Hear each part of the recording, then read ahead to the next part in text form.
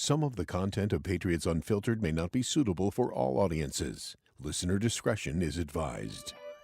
The world's original podcast.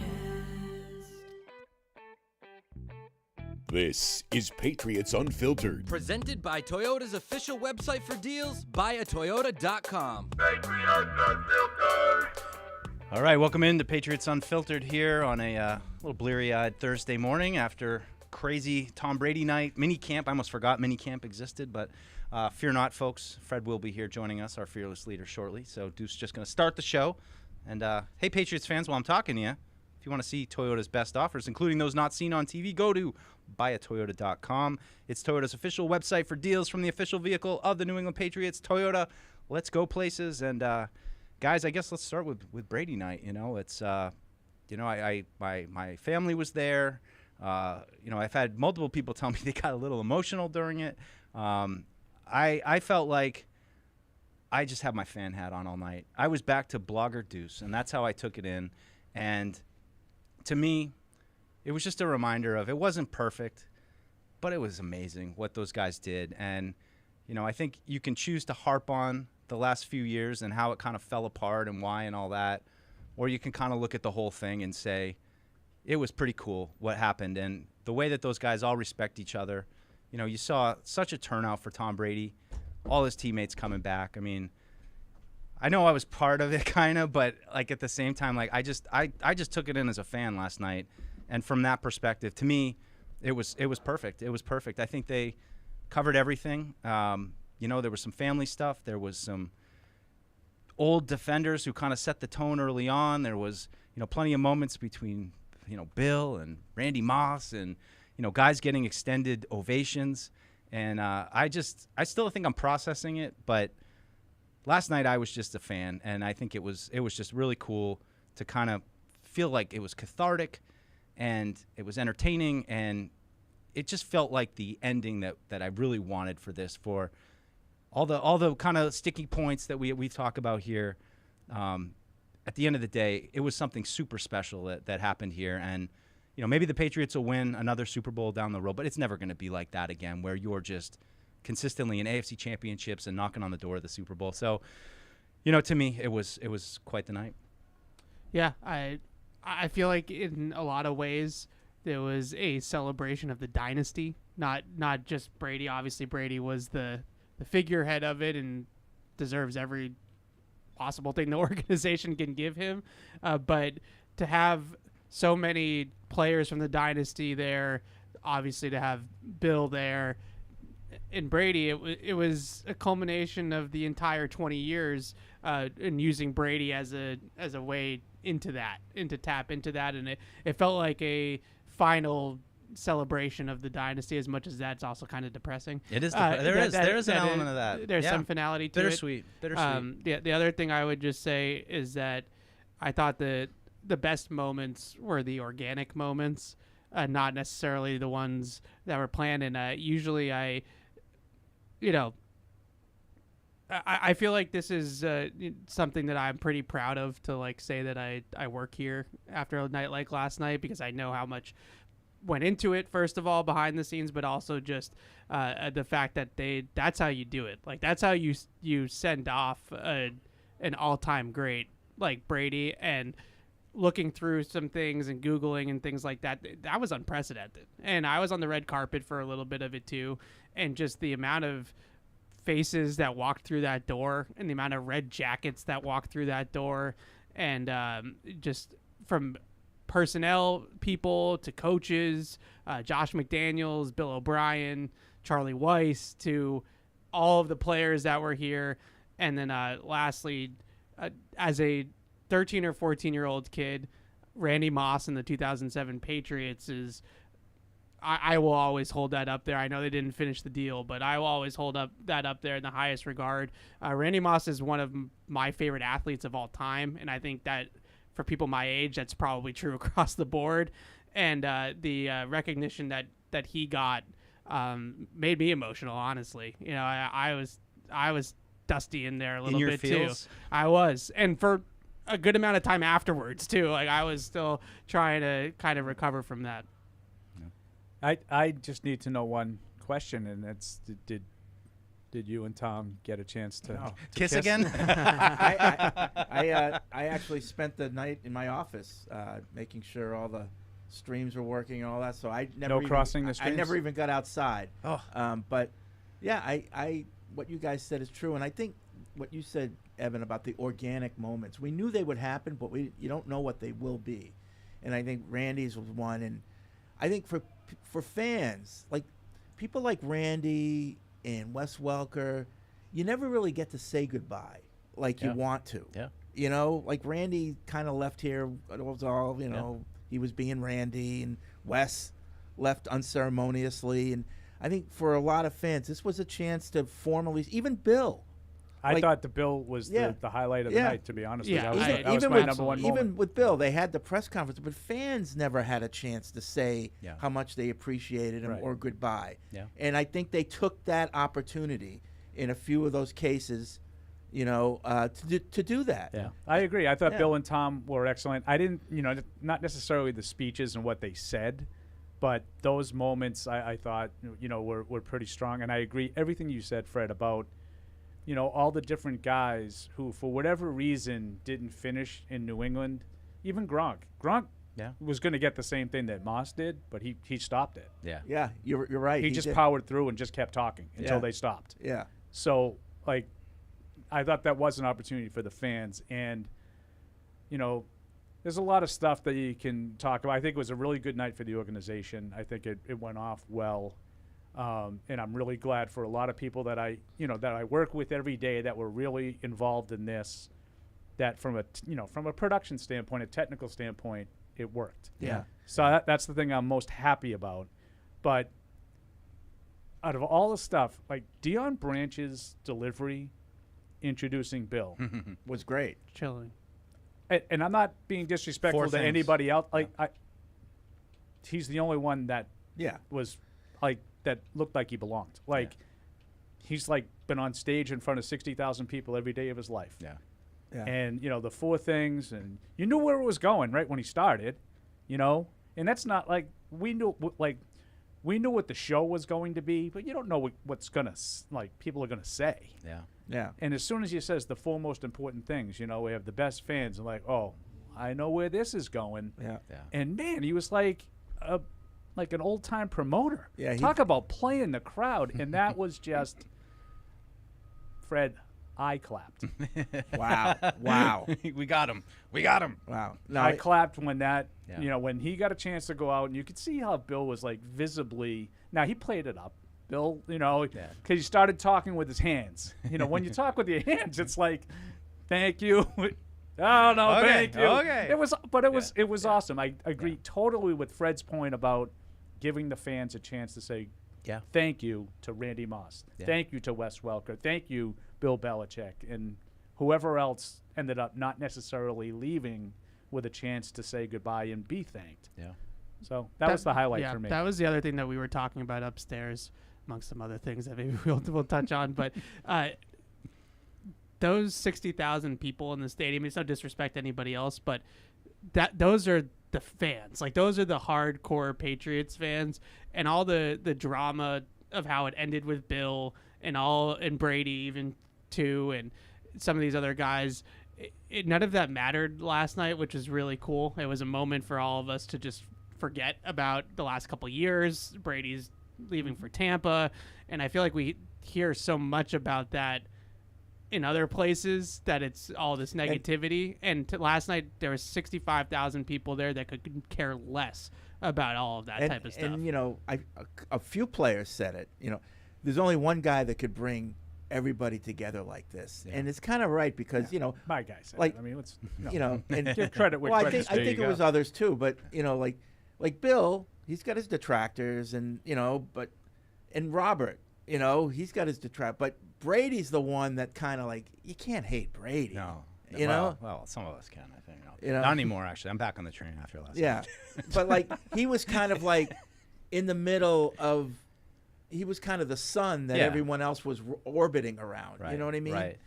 Yeah. It's, I mean, and I don't want to say it's, I'm still like processing it, but like one of the things that kind of popped into my mind was, and I think we talked so much about Bill was tough to play for. And I think, Bill said that multiple times, but it kind of stood out to me too that like Tom wasn't easy to play for either. No, he could be a jerk. No. And, and I thought, Gronk's story, which, I mean, Gronk took so much crap in the roast about, just dumb jokes. That's what they made for him. But like, he really told a story of the progress. And I think that's one of the most remarkable things about Gronk is that people do have this impression of him that he's not smart.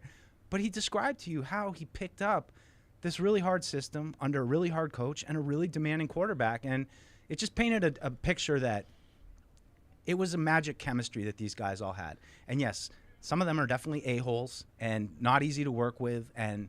But that's the magic of it. It wasn't all everybody's happy and we just kicked everybody's butt for 20 years and we were all best friends. Like, that's not realistic. That's not how life works. But even, and like you said, Bill said himself, he's hard to play for.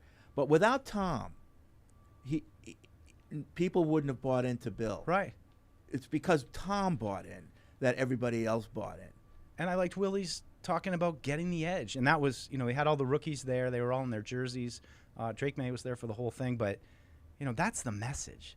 That's, that was the seeds of it. And it was those guys adopting that attitude of, Willie McGinnis kind of holding it over the locker room's head of, what are you doing? I mean, he said it in the thing, drinking water, all these little things. And, you want to assign so much credit to whomever, but like that's a big part of it too was, that standard that they established and that they held themselves to. And then I think everybody realizes now once Tom Brady, the greatest player of all time, took over that standard and was the standard bearer of that attitude of constantly really working and really, doing every last thing that you can do. If the best guy in the team's doing it, I better do it. Right. Right. And how many of these guys, like, I mean, I'm blanking on Welker.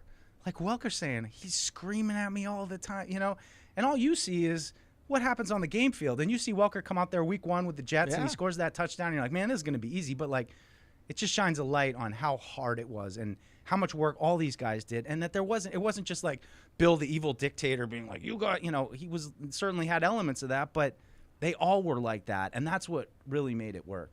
Yeah.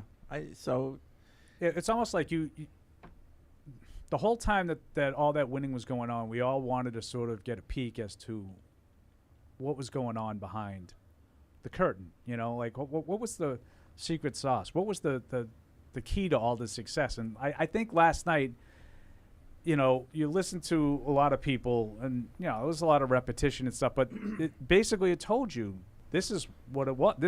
That was the peak. That's how they were so successful. It was talent. For sure. You can't do any of that without talent. But it was all of that work, all of the Tuesdays, talking about Tuesdays with the quarterbacks. Saturday night. The Saturday night meetings that Brady would kill them. Like, again, to your point, like, Tom was hard to play for, too. That couldn't have been fun. Like, I dropped a pass in practice on Wednesday. What are you doing? You got to show it to me on Saturday before the game? But I don't know. Like, how many other quarterbacks on teams have their own film review?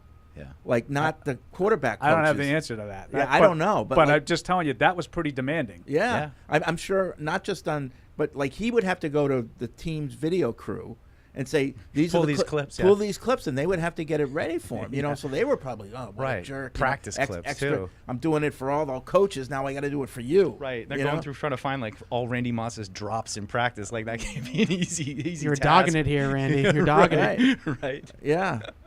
Anybody, I mean, this is probably, I know, no one for me. Anybody that you were kind of disappointed not to see or hear from? Teddy Bruschi. Yeah. I was easier really for some than I thought. I was really hoping when Slater came out, he'd do an with the whole stadium. That would have been cool. Able to do it. It's funny. I thought they were at the end when they had all of the red coats get up on the stage. And at one point, I think maybe Robert was talking to them, and that they kind of like huddle. I thought they were going to do that. Yeah. I thought but I necessarily with the whole stadium. I thought they were going to do it. No, I think amongst themselves. Imagine 60,000 or how many people were there, all doing that would have been a moment. I still love your idea, Fred. That's a really good idea. Of giving that to the fans and making that like another Patriots first down. Oh yeah, like or something like that. Like, what do you think about putting Tom Brady into the Patriots Hall of Fame? Yep. Oh But I have to And say, let me guess, I'm going to be good. This is not the day. as someone who tried to pull that though during training camp hype, when I go out and I get the crowd all lathered up and try, how do we feel about being back at Patriots training camp? Yeah. Well, I'm like, come on, guys, we know this thing. may not have been the right Call and crowd, but response. I think I think last night was the right. Yeah, they would have gotten it. I would've think been you would have cool. nailed that, Fred, Yeah. if you No, were able to but get that done. To your point, and I did think about the Brewski thing. That's why I was kind of ready, because I was just, he was a vocal kind of guy. But other than him, I can't really think of Yeah, anybody. I didn't. I mean, I that heard wasn't from a lot there. of people. Well, I didn't Rodney wasn't necessarily need there. to hear from. Rodney turned it down. Yeah. He wasn't there. Would have been, Yeah. especially in that competition Yeah, portion. those are the three guys: Yeah. Brewski, Vrabel, Harrison. Yeah, where you yeah. had those guys, because he would have some good stories. Yeah, but I Yeah. think Willie McGinnis kind of represented that those group of older leaders that were already there when Tom kind of arrived. Yeah, I think when they did the quarterbacks thing, Jacoby Brissett's here. So I thought that was a little weird that he wasn't Yeah. on the panel, and then Yeah. to get I thought it was no. if we got Jimmy, then he could get the Wolf Pack back together, and that I think would have been cool. Garoppolo But- wasn't there either. But I don't know, or Jimmy. He's probably off on got the hurt. island with some supermodel or something. Yeah. But I Facts. don't know. I really didn't feel that. Those are just nitpicks. Yeah, like yeah. I didn't really feel like I No. missed anybody. But for me, as like the nerd that I am, Billy O, McDaniels, Charlie Weiss were all there. Yep. Them Matty P. talking ball with Brady might have been cool, but again, these are all just little nitpicks. I really like too some of just the little details of like having the old Brady ladies there, and Yeah. the Barstool 4 guys Oh, came in I- decked out in their stuff. Like those. I don't know whose like. idea that was, but that was No, great. That was funny. Yeah, that was funny. And I know from the run of show, they thought the show would be done around 9:15. Oh, hell no. And it was like well past 10. well, we right? got I into think that. it's still going. We got in that defense panel, and I mean those guys. And you could see Devin McCourty like. I've been sitting here for 10 minutes waiting to talk, Yeah. I think those were supposed to be like 12 minutes, and they were all like 20 to 25 minutes. So, but I think that it wasn't. I like Remember that our each- conversation, right? About 2 weeks ago. Yeah.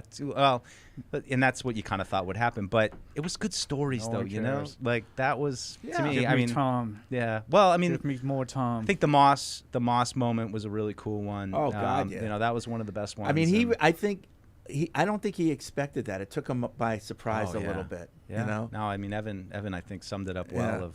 Yeah. Yeah. Well, like you said, and I never put it all together. It was more you're focusing on, well, Bill's kind of left on, weird terms, and Tom kind of left on weird terms, and it was more about them. But then when you guys made the point of, like, Gronk left like that, Welker left like that, everybody kind of, it's just, it never ends beautifully, perfectly, where it's like, we'll go our separate. I mean, everybody wanted that. They win one last Super Bowl together, and they all go off into the sunset, and it's just not realistic. Yeah. So no more number 12. That's going to be retired, and they're going to have this statue, which he said would be revealed during the season. Yeah. Not when though. And looking at the schedule, when could that happen? There's a late November game against the Rams that Fox is broadcasting. It's the only home game that Fox has. Yeah. So you go. that might be Maybe he's So maybe he'd Fox be on the call too. Yeah, maybe Fox would give us the A team Yeah. for that one, Yeah. just so that we could get Brady here. Yeah. Yeah. 12 foot high. That makes sense. Yeah. I wonder what it's going to I'm look definitely going to take a picture with it, or 70. I Yeah. don't know.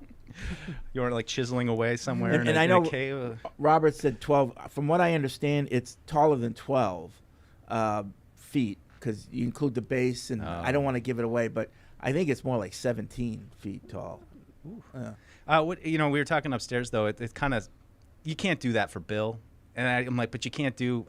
What do you do for Bill? That's So kind of a something question in that- between. Yeah, I think so. And I have an idea that Bill might not want. No. So my guess is it's going to be something like inside reception kind of thing. Intimate kind of. And not a lot of people are going Yeah. to be there. Yeah. Like Really?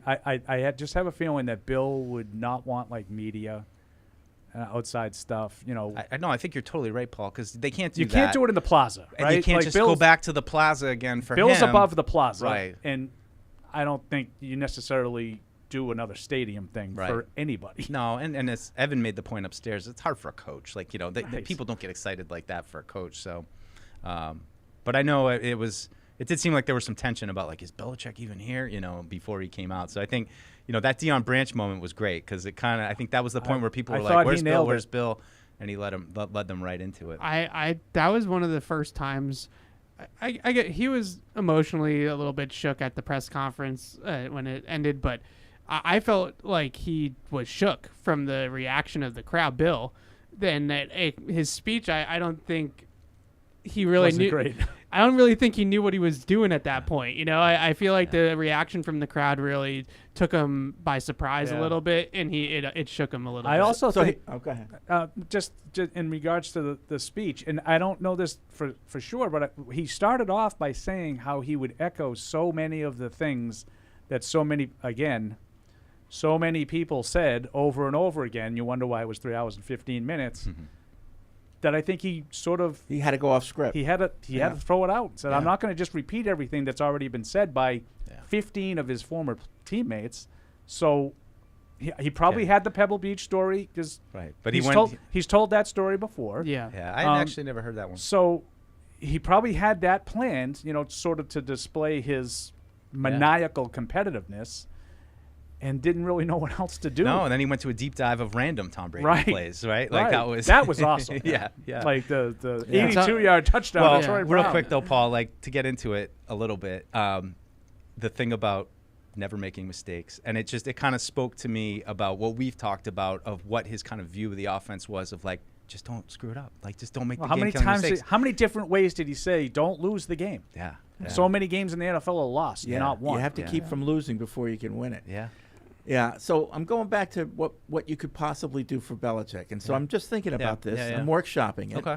So you don't want to do the exact same thing, obviously, and you can't do the plaza.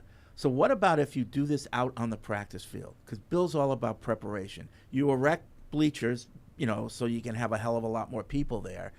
But you break up the night into segments just like practices. So practices in segments. Yeah. And you kind of walk around the field and you do things from the practice field, with players. Yeah. And it's got that more vibe of, this is Bill's element. This is where Bill was best. That's creative. Teaching, coaching, players learning from him, and you do it in that setting. I like it, Fred. I think another good touch of that would be at random moments during that you have Aaron walk out and be like, "Cameras off, everybody!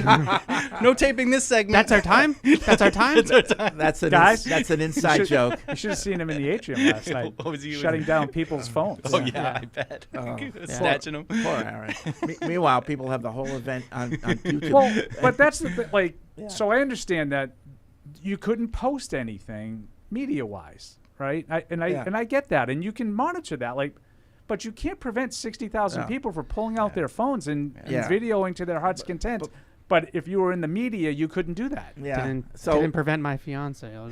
She's got videos galore. Well, she had no restrictions. Oh yeah, no, I know. I'm just saying. She was playing the video of Jay-Z, and she was like, "I have the video." With her legal background. Yeah, that's I'm risky. not big on taking I'm kind of a little like Fred. Fred's very anti the the pictures on the phone and the selfies and all that stuff. I was here. I don't necessarily need to post it on 17. If you didn't tweet about it, did it channels. really happen, Paul? Right. I didn't tweet about it. I didn't say, I watched. I took it all in. I sort of absorbed. Like I said, I was really blown away by the reaction to Bill. Yeah.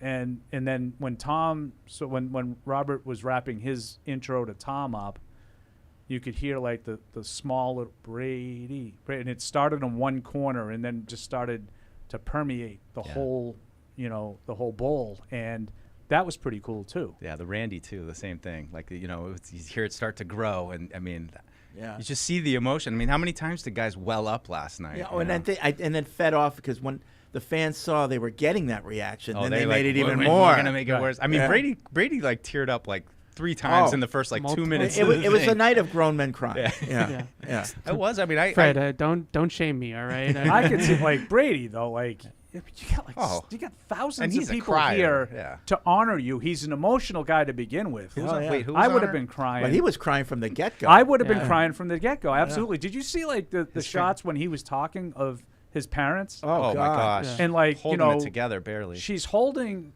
Galen's holding Tom's hand, crying her eyes out. Yeah.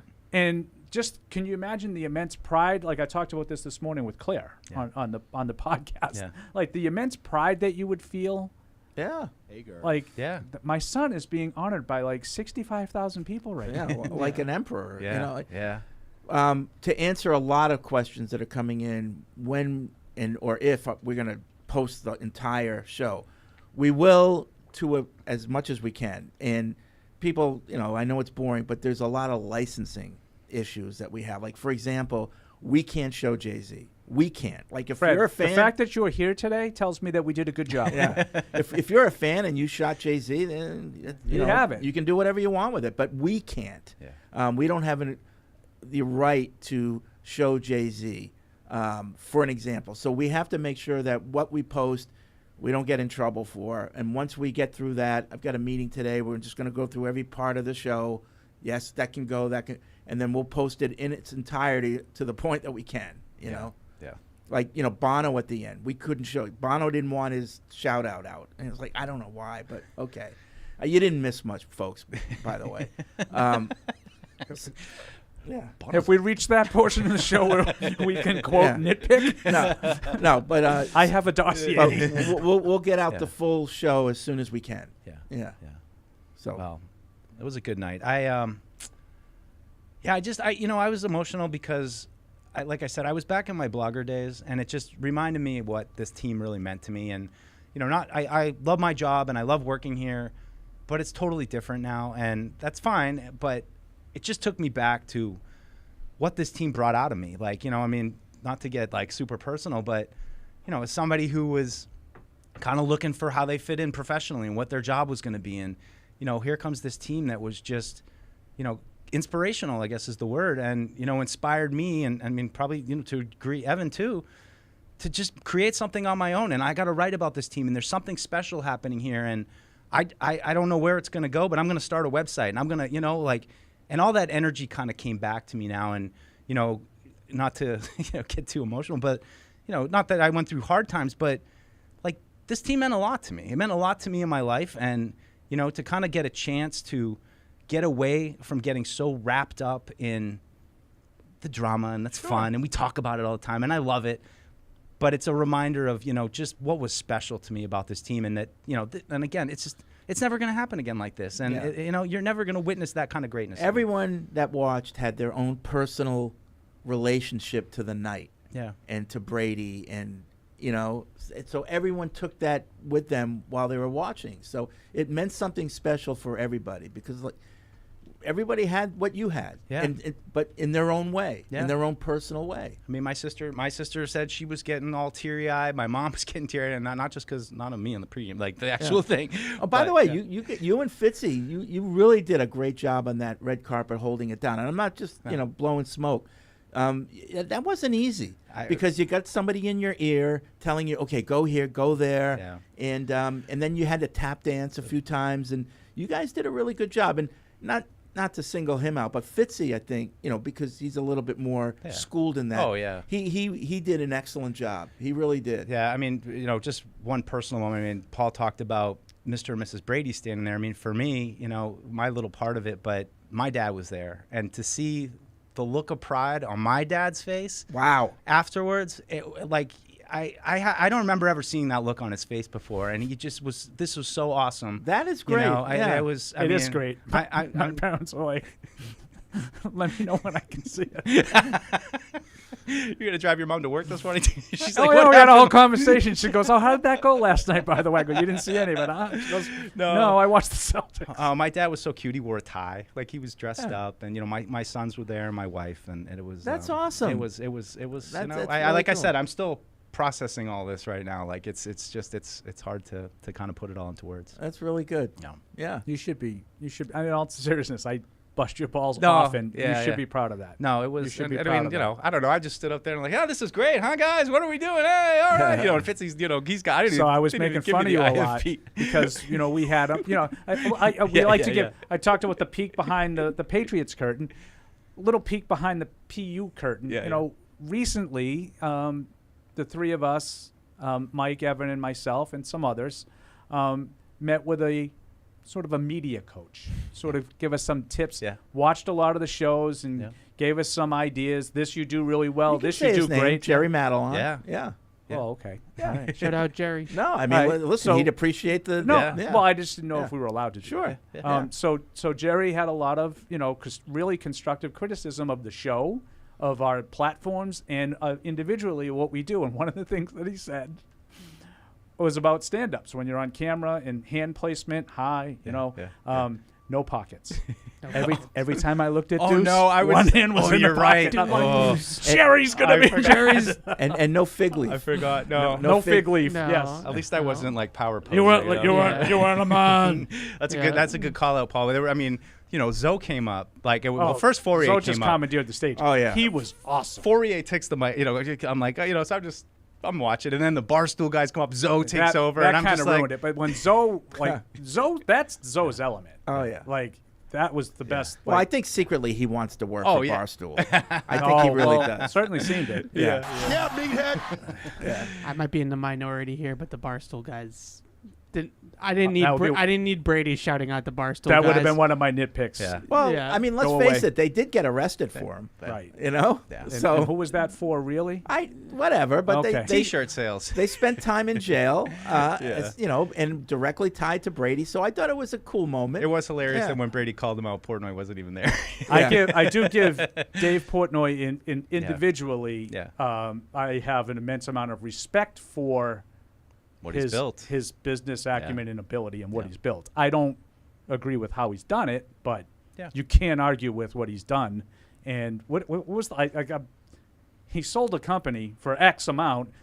And then got it back. No, getting it back for like 1/4 of X. Like Yeah. the guy's brilliant, Yeah. and I think he does. His hustle is to be unbelievably respected. Yeah, it was for me. I mean, I hear the point. It was a nice little, just fun little detail. I thought that, especially that they were wearing the same clothes. I thought that was a good. That touch. was a nice touch. I didn't need to, I didn't need to hear them. Yeah, that was a nice touch. Yeah. I think it doesn't matter, but it's more just what Paul is saying about how they've built it to this point. I don't agree with, so I'm it's just not me. It's Yeah. but I understand I'm Yeah. in the minority. Yeah. Just like the thing last night was, I think Evan, you said it. The people that were there last night. This is for you guys. Yeah. Like this. You think of Brady in this way, and this was all for you. Yeah. There's a lot of Patriots fans that didn't necessarily have a lot of interest in that. Casual Patriots Yeah. fans. Yeah, yeah. This was for the dyed in Right. the wool. I got on board week 3 of 2001. This is my Don't single team. me out like that, Paul. This is my that's team. a great, you know? great call out, Paul. And that's, and I think earlier this year we had the Dynasty, which I think a big complaint for the Dynasty was that, it wasn't really So about negative, Well, you which know? is, that it wasn't necessarily about what the fans wanted to be about, which was the championships. And then you had the roast, which was, let's let everybody take a flamethrower to all the little, subtle things that happened over the course of the year. It was just great to be amongst the real, those fans that they don't need to get caught up in the BS. They just want to root their team and have fun on Sundays. Get drunk with their buddies beforehand, watch them hopefully win a game. So I think it was for me, it was just that was a great tribute. They needed that to have for the real fans to be able to say goodbye to Randy and Wes and. Every single one of those guys has drawn some criticism, right? Like how Randy left, Wes dropping a pass in the Super Bowl, all that stuff. And I felt like a lot of that stuff kind of went away, at least for last night. It was just a moment to say, you did a lot for us, and we really appreciate you guys. One thing I was thinking about, what do you think Drake May's thinking when he's watching this? Oh, I hope he's taking notes. No, I mean, really, Yeah. wow, this is the organization I play for now. Yeah. Yeah. You know? I would, hope if so. I were him, I would hope that he's listening to Tom and Tom's teammates talk about how hard he worked and prepared. Yes. Yeah. 100%. Right. That's exactly it. And I think Tom Exactly even it. said at one point, Yep. like every I see quarterback, he quarterbacks said doing my thing that I say a million times, like, don't be wowed by the throws. Yeah. Because every quarterback can throw the ball 60 yards. Right. But it's what I think Between and the Tom ears. when it's between the ears that separates, and that's what I is think- going to be the challenge I think for this was every young quarterback. required watching for Drake May. Yeah. I do think, though, there was an element of these aren't the Patriots anymore. And I don't mean that in like a negative connotation that, we're terrible now. But you realize how hard it is to create that and how many different great, awesome personalities you needed to make something special like that happen. And I think sometimes we boil it down to, well, if you just get the quarterback, you'd be good. Like, just get the quarterback. I mean, to be truly great, you need You need a Willie McGinnis. You need, you need an Adam Vinatieri who in the clutch is going to be money. You know, there's so many little elements that go into 6 titles. Like, I know that this is only year 2, and it's impossible for him to build up what Brady had. But Aaron Rodgers not showing up for mandatory minicamp, like, you're after missing the whole season, after signing this huge deal, and the Jets going out on a ledge for you. You're just not going to show up for. I mean, like something happened. But it's the polar opposite. You think like they have a little. No, he told them that he had this thing and he wasn't going to come. Yeah. But I don't know. Like, to me, there's very few things that could be that would be acceptable, especially that they deemed it unexcused. Well, apparently they planned it. He planned it well in advance. Told them that this is when this event is going on, and they still scheduled minicamp for this week. So, which is all part and parcel to the Jets' way. Yeah. Isn't it remarkable? Like, I'm like, my God, like you think that this was the year, like, all right, Rodgers is back healthy. At least it's going to be a good offseason. But that's why a lot of people talk like the way Evan does. Yeah. Like, I'm not going to worry about them until they prove me wrong. Right. Always something. I mean, them and the Bills will always find a way. Just like the Toronto Maple Leafs. That was funny, by the way. The Bill Burr line with Josh Allen. That was funny. That was funny. I like the one thing that Andy Reid's too fat. That was funny. Andy Reid's gotta stop. Andy Reid's too fat got me too with that one. There's no way the Chiefs. Andy Reid's too fat. Yeah, that one got me too. That portion. That he had a couple of good lines in that. That was a good segment. Yeah, the picture segment. That was funny. His first set was. But I got red alert. Deuce, we need you. Jason McCourty's stuck in traffic. Can you come right now to the red carpet to interview Bill Burr? So I just ran over. Wow. So what was he talking about? I'm interviewing him like, some softball questions. You know, he's going on and on the history. What's going on in the history? The electrocution. Didn't the electrocution come up in there? No, he got some of it, but then he was talking about like the Colts cheating. And I'm like, what? But like at some point, like I wanted you to say, no, Bill, just be funny. You don't have to like show how much of a fan. Just be funny. Well, that's what I was trying to tee him up for. I don't know. It was kind of bizarre because I'm thinking I'm going to tee him up for comedy, and he just wanted to go on like a historical rant. That humor thing, like Deuce brought up like all the different things. Like you had this, you had that, you had the roast. Like maybe that's what you do with Bill. You roast him? You roast him. Oh no. With the play, I mean, with a couple of players. Yeah. Well, I think you have that element within it, but I don't think you do an all-out. Not roast. A full-on. Yeah. Not like a vulgar roast like that. You definitely have a segment where players get to say what they always wanted to say. Right. Right. That's what I'm talking about. Yeah. Yeah. I always think it's great, to go back to the people that were there last night. We are so entrenched in all of what goes on with the team, the current team, and the negativity. Obviously, their record is what it was last year and all this kind of stuff. It's always refreshing. It's kind of like when we went to Germany and met a lot of those fans over there in Europe. It's always so refreshing to me to just be with people that are happy to be Patriots fans and aren't worried about the fact that they picked 3rd overall in the draft last year and that sort of thing. And I heard a lot about that. Coming into this, like, it probably would be better if they were, weren't destined to be 1-15 this year or whatever. And it's like, I feel like that those people just don't care last night, at least, about that. And it almost takes you out of being in the trenches like we are with this team. And it allows you to relate back to the fandom side of it and recognize that I was out there in the plaza waiting to meet up with Jess, and the amount of the smiles on every single person's face that walked out of there, none of them care right now that this team in 2024 is rebuilding and probably isn't going to be hanging another banner or anything like that. It didn't matter in that moment for anybody, and that's always great. Yeah, and those are the people that like they were the ones that were going to appreciate it. Yeah. To Evan's point, like there were a lot of people here really early. Oh yeah. Yesterday. Yeah. I mean, the lots opened at 3, and people started coming. The red carpet kind of kicked off around 5, so it was a long night.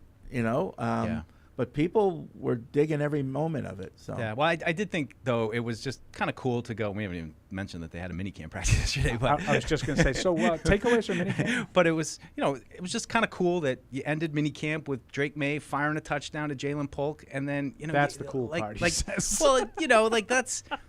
There's something there. Like you ended this mini camp in this off season with just a moment of positivity. Sure, right? I'm with Deuce. Your first round pick threw a touchdown to your second round pick. two young guys have been working together. Give us so a nugget. I know. Just give us something. I know, you know. So I don't know. Maybe this is the start of the actual new segment. And you know, the last few years with Mac and Cam Newton, and we were kind of trying to reproduce what they had before, and you know, they've wiped the slate clean now, and I mean, we'll see. But I mean, I came out of yesterday feeling like, hey, I'm excited to get to camp and you know, see how these guys continue to develop. It's certainly they've got a ways to go, no question. But you know, if your quarterback you just took third overall threw a touchdown, and the receiver you took in the second round, I'll take it. I love the optimism because honestly, I felt the opposite. I was like, can I just do it every other play of the practice. Can I just capture this 3 hours like in an emotional bubble for me and not think about the fact that we have a season coming up in 6 weeks that we may or may not win 4 or 5 games. Right. You know, like I don't want to think about that right now. I want to think about last night. So that. All right. But I hear. So we're not talking about minicamp. I hear what you're saying. Well, I just brought up the play. I mean, look, if we're going to be honest and we're talking about minicamp, it was a continuation of what we've seen. I mean, it's Jacoby Brissett is under duress, and when he's not under duress, there's not much open. And you know, I think if you want to be a blind Homer Patriots fan like I'm being right now, you say, I see some traits from Drake Maye, and I'm seeing him make some plays. Okay, we'll go around the table. Whatever you thought before the off-season program and since the draft about Drake Maye maybe starting week 1, has that changed? Yes. Yeah, I think there's more of a chance. In what way? I You think there's more of a chance that he's going to more of a start chance week of it. 1? Yeah. More of a chance? Yeah. Not me. Not you. Same. He won't make the team. No. I think he will start at some point as a rookie. It won't be in week 1. Won't be in week 1. Okay. Any sooner? Do you think you've moved it up because of things? Will that be a positive? I If I say yes, is that considered positive? If you're a Drake Maye fan. Yes. But it could be more of a negative about Jacoby Brissett. I mean, I think that's where I come from it of I'm going positive. If it looks like this with him, like why not just get started with Drake and let him get in there and just start taking his lumps? And to me, it's all about Drake Maye being ready. No. And I think Evan and I have been lockstep on that since before they even drafted him. But that's my point. Does he look more ready than you thought he would be? Not this not necessarily. No. Okay. And I don't want to speak for Paul, but I'm not ready to victory lap yet. Not there yet because it's non-padded practices in the spring. I totally agree. I'm not there yet. But the one thing that I kept on trying to harp to people is that he's not as far away as some of these people think that he is. And what I have seen out here with him in the spring is, yes, there are some details that he needs to sharpen up mechanically, but it's not like we watched a quarterback that can't hit the broadside of a barn, right? Like we were watching a guy that has at least 75% of what he's going to need to be able to start in the league, and we're talking about working on the margins here of fine-tuning things so that he doesn't sail one occasionally over Mitchell Wilcox's head and it's a little bit more consistent. It's an odd guy to just use as an example. Well, it happened. So those are the little things, but when I hear, and this again is not to pick on people, but when I hear, oh, he's way ahead of of schedule, maybe you just downplayed how good he was coming into the draft. You know, I think that's he more can be where way we're at. ahead of where you thought he would be, but you can't say he's way ahead of schedule. Like that's just that's an individual thought. Like I don't know what going the in. schedule is. Right, exactly. Yeah. You know, and I think Evan's right. I agree with a lot of what he said. I didn't think, like, to go back to your original premise, Fred, like, do you think any differently? I don't. And it's funny because I did Andy's podcast with him for EEI yesterday. He asked me the same exact question that Fred just did. Did any of your thoughts change on Drake Maye from the start of offseason to now? And I said, no. I knew he had the physical ability. I watched it. That's why I wanted to take him so much, because I think he has the stuff that you can't teach. Yep. Now, the question will be, going back to Brady and making it full circle, will he absorb the stuff that can be taught? And to me, you can teach a guy to watch film in a certain way, to prepare each week in a certain way, and to, be on the margins, as Evan just said, detail-oriented. Mm-hmm. And does he repeat the same mistakes?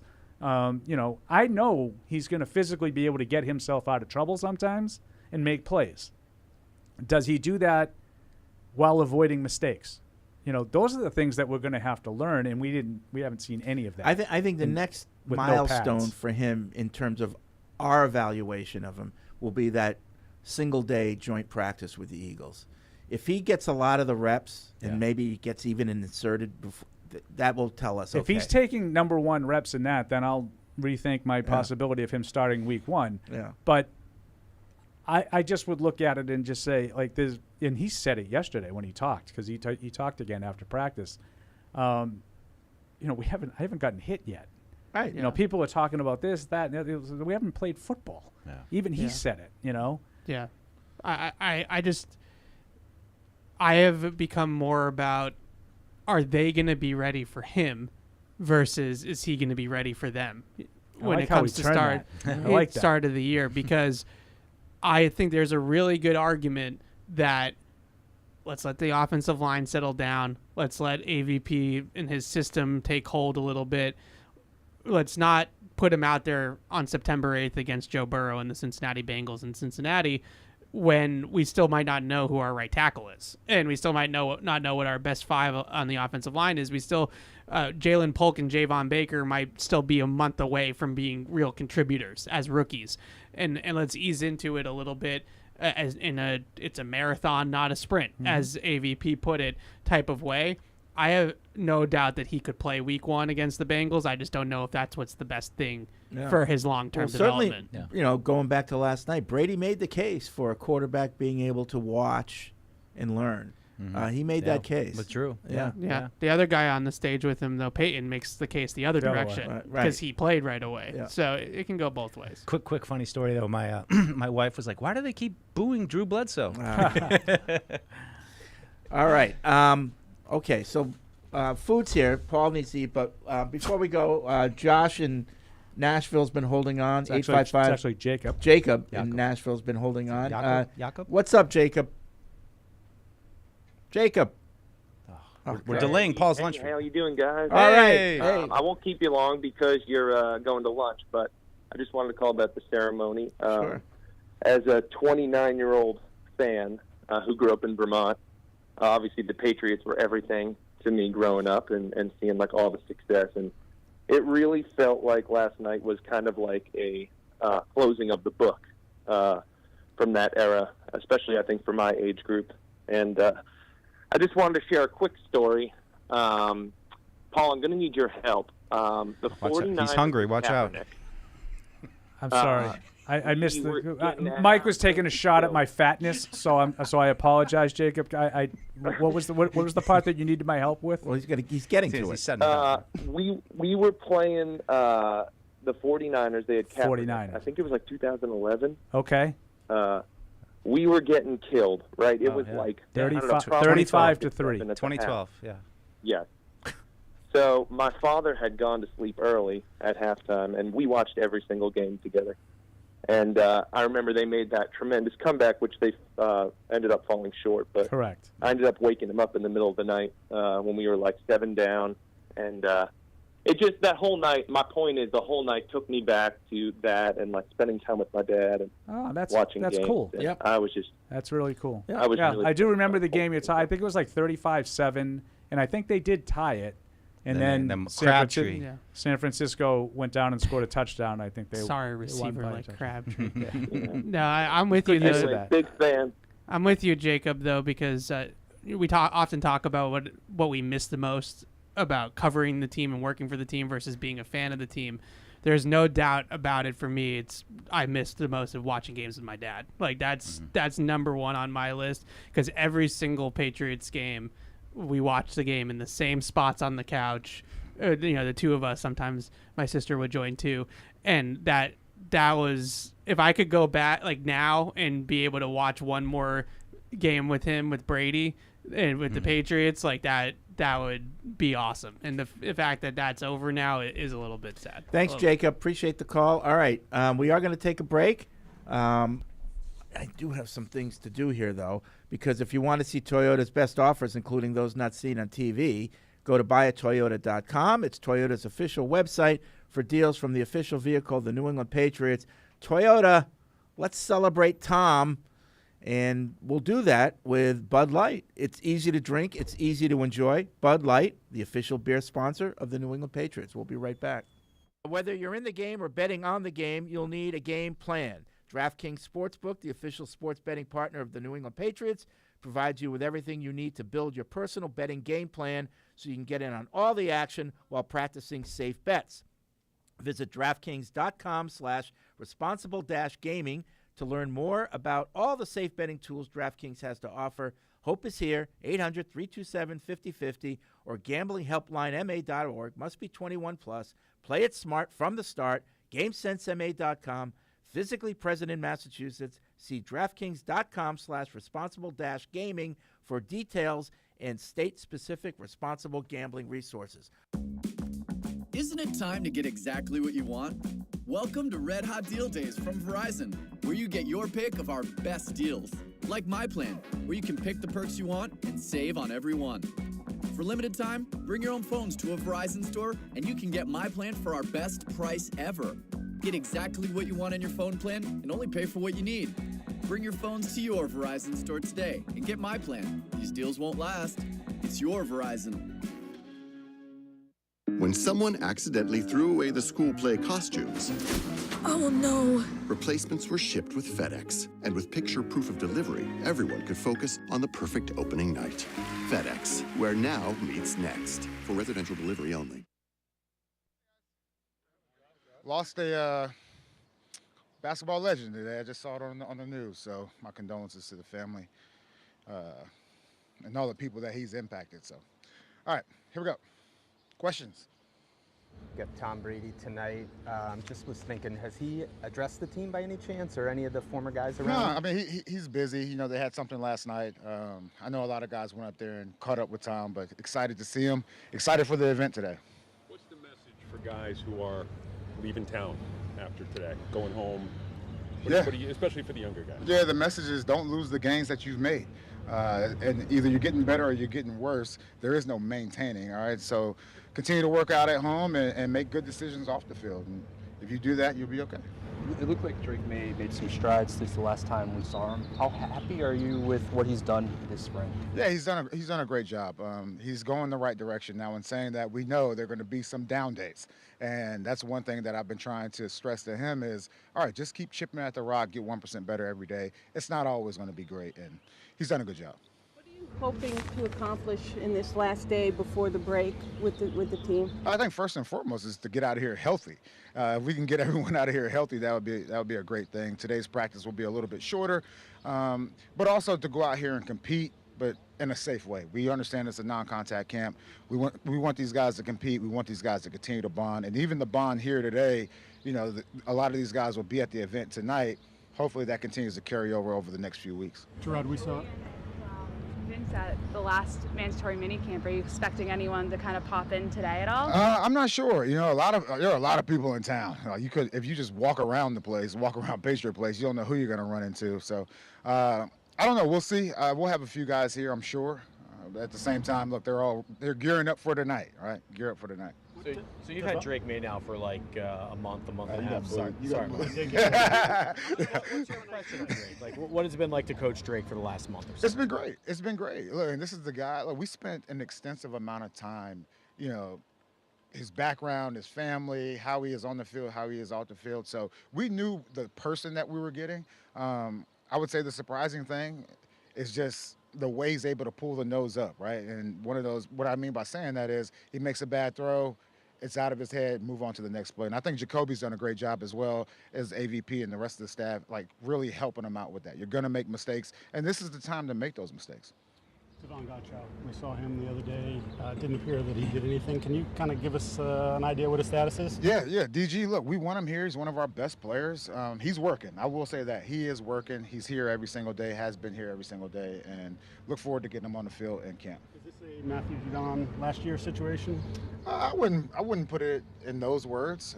Look, there are guys that obviously they want to, redo contracts and stuff like that, and not just DG. It's a bunch of guys that want to do those things, and we're working through it. Elliott and his staff, they do a great job as far as handling that. I don't get into the player contracts. What I will say is one thing I've learned is sometimes the value that the team has on a person is a little bit different than the value that the market has on a person. And so those are just things I'm learning, guys. Like I told you guys before, it's like I'm green, but I'm learning, I'm evolving, and these are the conversations that that have to be had. What's the goal for you the next month plus? What do you want to do? What do you want to get done? Do you want to kind of unplug a little bit? Or are you going to be here every day? What's the goal? I've always looked at this period of time, even as a player, as a time to really develop. So if you guys have some good book titles or anything like that, send them my way. But at the same time, I love football. I love thinking about football. Even if I wasn't getting paid, I would still be thinking about football. But I got to spend some time with my family as well. And this is a time you build up that goodwill with your family, knowing that once you get to camp, it's go time. The work-life balance, the 50-50 thing, that's not a thing. It's 100-100, right? Either I'm 100% at work or I'm 100% at home. Learning and experience. A lot of first-time coaches in retrospect will say one of the things that surprised them is how much of what they had to do wasn't coaching or football related. How have you found that balance thus far in just being out here on the field? Yep. Has that made you feel like a football coach? Yeah, absolutely. I remember when I first took the job, it was like, man, I'm just in a room all day, every day. And the first time we were able to come out on the field, phase 2, it was one of those eye-opening experiences. And even the veteran minicamp time, it's been it's a great time to really talk about football, fundamentals, and also X's and O's. And you're exactly right. There's a lot of non-football things that head coaches have to deal with.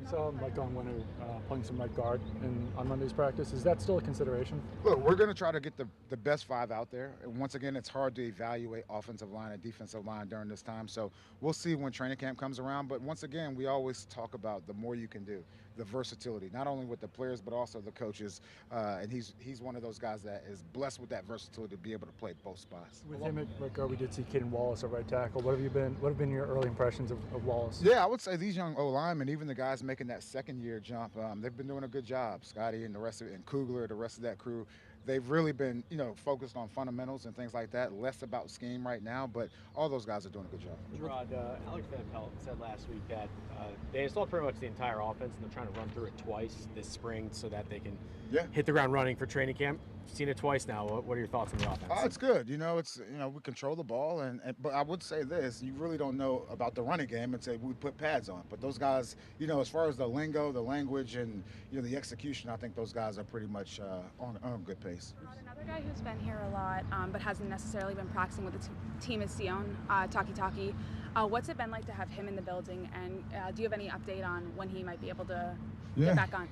It's been great having Taki here. I've actually watched him like the last 2 years. It was always that, man, this is a good guy to have. He's good to be around. He understands the defense, the X's and O's, and dealing with a little bit, just some soreness or whatever. But once again, it's a new program. It's expected. With the O-line, we've obviously seen a lot of different combinations out here, especially with Jacoby and a QB. This is why I tell you guys, don't do the depth charts. Well, the question is, will there be a point in time where you want to have 5 guys to sort of build continuity? Is that like a training camp thing? Absolutely. I mean, at some point in time, all right, here's the depth chart. This is what it is. And to your point, the offensive line, there should be no tighter group than the offensive line, obviously there to protect the quarterback. So. Jalen Hawkins, the guy that we've seen a little bit play deep safety, it seems like. Just how do you see him fitting in? He's got some starts under his belt too. Yeah. We have a good safety group. We have versatility back there. We have safeties that can play linebacker. We have safeties that can play in the deep part split. It's going to be a very competitive group, and we'll see in training camp. But he's done a good job for us. Right. You guys have 4 quarterbacks on the roster right now. It's a lot of reps to kind of split up, and 2 of them are rookies, obviously. Yep. Do you envision going into camp with 4 quarterbacks? Absolutely. That's how I see it right now. Look, we'll have these conversations as the week progresses, but that's how I see it right now. And on the health front, you mentioned getting out of here healthy. Outside of maybe Cole Strange, who when we last spoke to you, I think you said like month-to-month type thing. Yep. Everyone else tracking to maybe be ready for the start of training camp? Everyone else is tracking. They're tracking to be there, let's just say, the first couple of weeks of training camp. So we're fairly healthy. Gerard, you guys have had to make some cuts in training camp. Obviously, you're a former player. It must be a difficult process. I don't know if you've been through that before, but I just wanted to ask you about what that process has been like for you. Yeah, the process has been tough, but I would say even when I was a linebacker coach, I've always looked at these as long-term relationships and have always tried to treat those guys with respect and transparency. And so those conversations are hard. At the same time, there's a business side of it that I think most of the guys understand. So, how would you sum up your first spring here as a head coach? I don't know. I mean, I guess that's for you guys to really figure out and you guys to write about. I've learned a ton.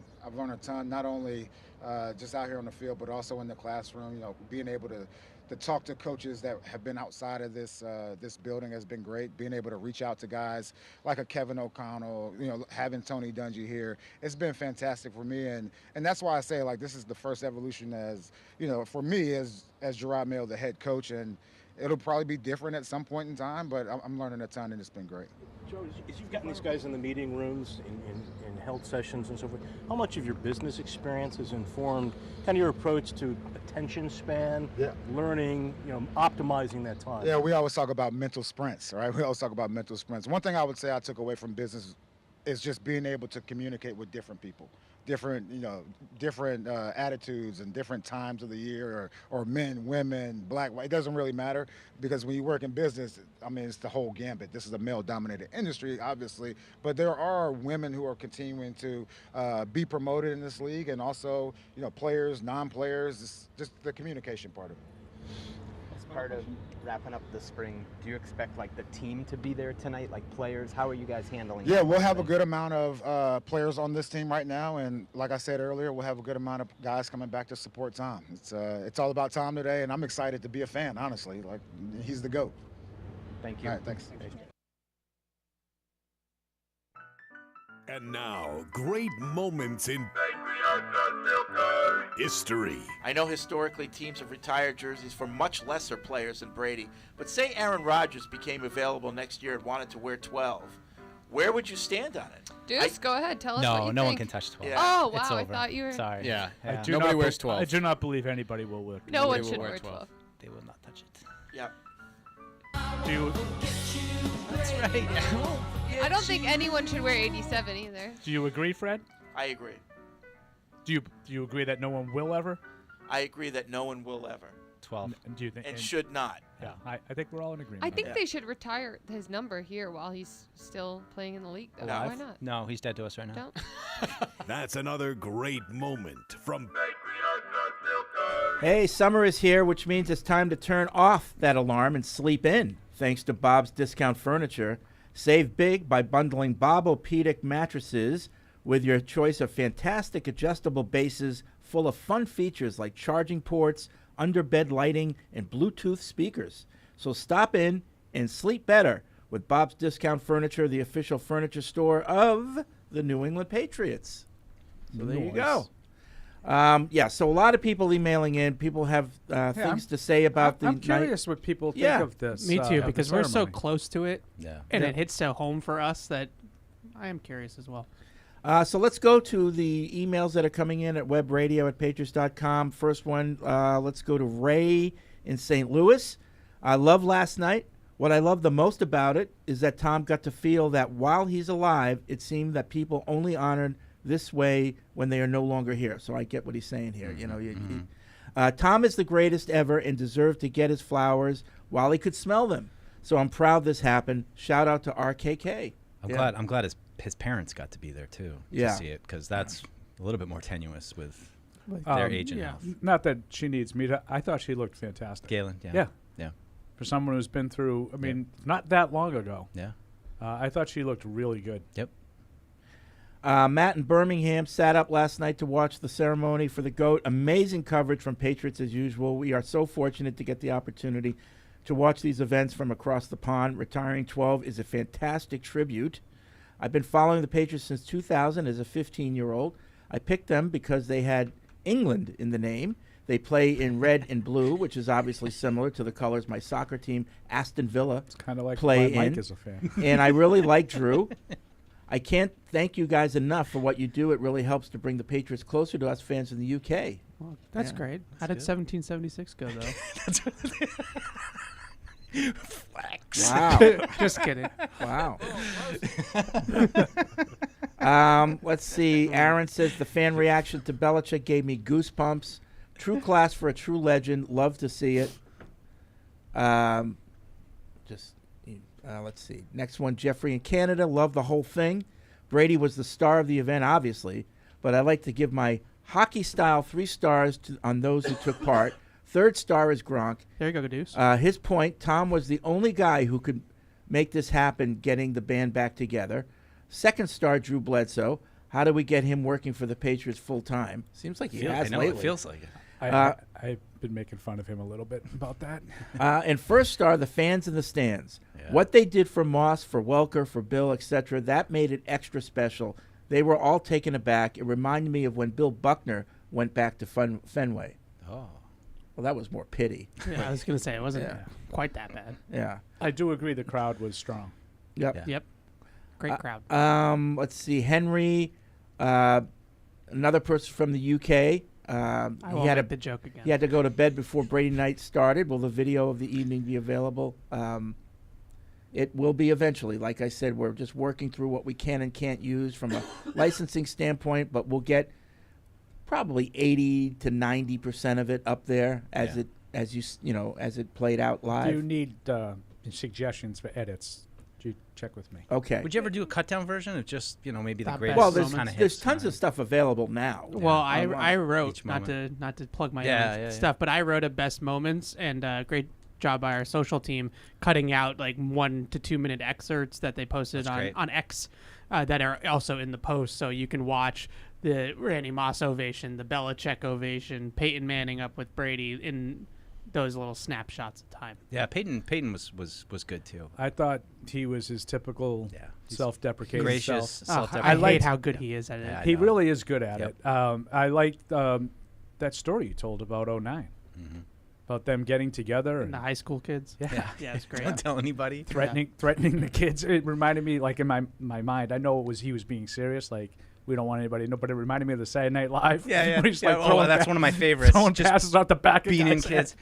It was, and like part of me though, like I was enjoying him so much, and he was just like, oh, he got me most of the times. I'm like, well, come on, Peyton, like you got a couple off of him at the end, like they had it cheap. Yeah. 3-2 in the playoffs. Yeah. Manning was. I know against that's Brady. where that's where my headspace went back to, and I was like, oh, don't be so hard on yourself, Peyton. You're good. Now Brady beat him in the regular season. It was 11-6. Ridiculous. What did you guys think of the like the Ray Lewis, Ed Reed? Those Is Ed Reed 80 years old? He does look got so that big old. beard. I loved the premise. I thought, these are nitpicks, okay? Yeah. We all enjoyed it. Can we all get Yes. that? I thought that was too long. Yeah. I thought they went to each individual guy too many times. Yep, sure. You know? I think that's a good criticism. I just back to Peyton real quick. I think what makes it so cool is that he had a worthy adversary. Yeah. That he talked about it, pushing each other. It was just so bird magic or like something like that, where it was like you actually have this other quarterback who's probably the second greatest quarterback of all time, all things considered. In the conversation, anyway. And is Ali Frazier playing at the exact same time, where their careers lined up perfectly. That it just felt like every single win was worthy of what we call Brady, because he was beating Peyton. Well earned. Yeah.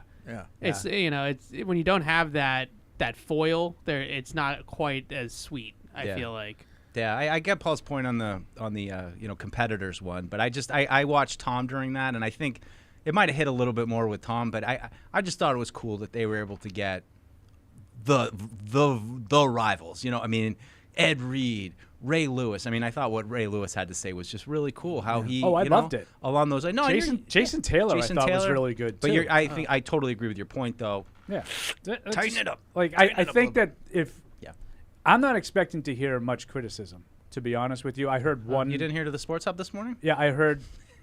But in fairness to him, wait till 2. Fred, Fred Toucher was, it's just like he found it boring. Okay, but he goes, but this wasn't for me. I'm not a Patriots fan, and he flat out said it. I think he is kind of curmudgeonly to begin with, kind of. But this wasn't for him, and he, in full disclosure, said, I'm not a Patriots fan. Right. Yeah. So he found it boring. Neither is Beadle, apparently. The only he was critical of it too. He's actually I got pretty fired up yesterday. I talked to a lot of media people last night, and they didn't all love it, which I will say. But they put them way in the back and everything. Oh, I thought it was fine where we were. Yeah, I was. Don't let them off the hook like that. I was where everyone was, and I didn't have any problem. Aaron was saying you couldn't hear anything. You had to move. Did you go to the second row? It was much better audio in the second row. Oh, really? That was fair. It was a little bit difficult to hear some of the softer speakers. But once Brady, people that were standing at that podium, that wasn't an issue. Brady, Belichick, RKK, but But, his guys spent 4 hours yesterday saying there's no interest in this. Meanwhile, they're doing it live from the Harp. Yeah. Why aren't you in Dallas if, you want to be where the action is? Well, it was, Evan alluded to it There's a yesterday. reason for that, just I was so you know. listening to Beetle and Zoe yesterday, and I was Beetle making that point of like, well, wouldn't it be better if they were good now? I'm like, this isn't about now. Oh, that's a stupid argument. No, That's it was, a ridiculously I wanted to like, I was like, this is one of the rare moments. So we have I'm to gonna wait till call it, right. Like, and I almost think like, You're going to give them the what for? Wouldn't it be, wouldn't it be less special if they were good because you realize like, oh, well, it's not that hard. Look, we're already good again. Right, I don't know. And then it sounded like from Evan. Evan had to turn the radio off this morning with him. Sorry, Evan, but he came in hot. Who, with Fred? No, with Beetle. After you guys just stroll in at any time. After would you just tell them they could come in for the show? I missed that memo. I came in at 10. It wasn't like it was. Why do 2 I care? o'clock in the afternoon. Why do I care what time you got here? I'm just busting your balls. Well, to be fair, I said to Deuce, I didn't go to bed last night until. No, I mean, Fred, you might not have slept, so I don't want you to. Did you make even me go home sound in all like seriousness? No, I got home around 1. Oh, okay. Oh, wow. That doesn't make me feel as bad. I got then. home at 12:30. I feel better. Yeah, I didn't go to sleep right away because between this and the Celtics, my mind was still going. So, but anyways, What about the Red Sox fun win last night? No. That fun team got back to 500, Freddie. Right, fun team. Beating one of the best teams. Jaron Duran has 10 triples? Everybody picks on our boss. You want to talk about picking on a boss of a team right now. Oh, yeah. Yeah. Sell the team, please. Anyway, I was going to say the only criticism that I would think we would hear much of is the length. Yeah, sure. And that's what, like, I was talking to a lot of different people, and my cronies, Fred, to your point.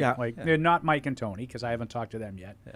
But they were like, man, we're like an hour, 45 minutes in. No Bill and no Tom yet. This thing's never going to end. Yeah. That was, like, the only criticism that I heard. And I didn't hear anybody say really anything about, well, the whole, why did they do this? Why did we hear from him? Like, I just think that it was too much. Right. I think we heard from too many. Yeah, and you'd rather do too much than too little. And I think that was. See, not me. No, I go the other way. You'd rather just be sparse. Leave them want. Well, how you always say, leave them wanting more. You've got a lot of egos on stage, and they all got their story to tell, and it's hard to really plan out. I mean, I think you have to, in the planning phases, say we know these guys are going to want to talk a lot. We have to be very selective about the people that the fans really want to hear from, and some of the lesser known guys that. But still, at the same time, Wes Welker didn't have a lot to say, but the applause for him, that was a moment for me. Yeah. And even though, he didn't say Again, we never had a chance to say goodbye. Yeah. Yeah, I just feel like these guys almost deserve it in a way to be able to speak their turn. Yeah. And I'm with Paul a little bit on the fact that the panels could have maybe been a little bit more efficient. Like we could have cut down on some of them. But I still feel like some of those guys, especially Gronk, Randy Moss, some of these big names that have come through this organization, obviously Bill, those guys deserve the platform. I'm just saying, if you look at it, would you ever go to someone's retirement ceremony and say, man, I wish I got to hear from Gronk, or I'm not saying that you're mad that you heard from Gronk. I'm saying it's Tom Brady's retirement night. I didn't need to hear from Randy Moss, Wes Welker, Rob Gronkowski, Julian Edelman, Willie McGinnis, Tim McCoy. I didn't need to hear from that's all the of them. panel that I didn't need to hear from. I kind of not needed, but those were his guys that he was throwing the ball to for 20 years. So it was cool, and not just that. They're all really, really good friends, So those are his boys, like Edelman, Gronk, Amendola. Those are his guys. So I feel like in this sort of setting, they should be heard from a little bit. I see to Paul's point for Tom Brady's retirement, that view, but I think what kind of happened to me during the course of it was that this wasn't just about Tom Brady. This was kind of closure and a celebration for all of it. And as the person who had to produce these panels that everybody wants to cut, I liked it. I liked. In full disclosure, you can let everybody know I've been making fun of you about this for months. But for me, that painted the full picture. I liked hearing from Willie McGinnis. And was it a little long? Sure. But if I had to go back, I think you really painted the full picture of Tom Brady his time with the Patriots, how it happened, and how everybody on the team viewed him, from the defensive side of the ball to the opponents that he went to the quarterback that he had a rivalry with, to the 4 guys that he threw the most touchdowns to. I agree with the general point, but and your point about it being it was more than just the Brady. Like, that's why I'm disappointed. I wanted it to be Brady's night. Yeah. Jack in Ann Arbor, I was moved close to tears a couple times during the Brady tribute. 2 of the highlights were Drew Bledsoe and Peyton Manning. Bledsoe was a gracious gentleman, as he has always been, to Brady, the man who pushed his career into irrelevance. Manning made the extra effort to appear personally to congratulate Brady on his once-in-a-lifetime career. If not for Brady, Manning would have gone down in the record books as the greatest quarterback of his generation. Manning's personal appearance was a classy move. I agree with the point made by the PU panel today that the Brady event ended the Brady era with finality, which was something the Patriots and their fans needed. Yes. Closure was the word I heard a lot of. Yeah. A lot last night. Yeah. And I totally agree with it. Also, we were talking about this. Sorry to cut you off, but we were talking about this on the way down here. I love nothing more than the fact that the Tampa Bay Buccaneers are completely wiped from that man's mind. It makes me so happy that we until he does this next year. No, he says, "Let me make this clear. There's no coach I'd rather play for than BA." Yeah, I am just so genuine because when he went to Tampa, other than the heartbreak and disappointment, the other thing that I was really concerned about was that we were gonna almost have to share him with the Bucs a little bit. And a little bit like I think that does exist with Peyton to an extent with Denver, even though he's a Colt. He lives in Denver and he's there a lot, and it's much different, I think, because I think he played longer in Denver than But I mean, I understand your point. I do feel like it's more of a share situation, but it's 6-1 as opposed to 1-1. Yeah, I mean, that's a big difference. I to appreciate what Tom has had to say when he first came here last September. Like, I just want to be done with him trying to address it. Like, we get it. Like, there just seems like there's a lot of, I know I went to play for the Bucs and I'm kind of sorry about it, but don't worry, guys. Like, I still love you the most. Like, we get it. Like, I don't need, like, he doesn't have to keep highlighting. He's back. We got him back, Fred. He called it home. He said, "I'm a Patriot." He says, "They're not going to do this Tom in Brady." You're forgiven, Tom. They're not going to do this in Tampa next year. We're like the spouse who their partner cheated on them. That would mean nothing. I'll never fully trust you. It was a again. fling. It was a fling. We had one Super Bowl together. I trust him again. I had Gronk with me when we did it. I mean, it was basically the Patriots South. I just wanted to congratulate you all for a memorable evening. It was wonderful, but I did miss a few important men. At the top of my list are Adam Vinatieri, Teddy Bruschi, and Rodney Harrison. Yeah. I sure hope they are okay. Yeah, they're all doing well. I will always and forever be a Patriots fan. How many years have I been rooting for my team? Suffice it to say, many, many decades.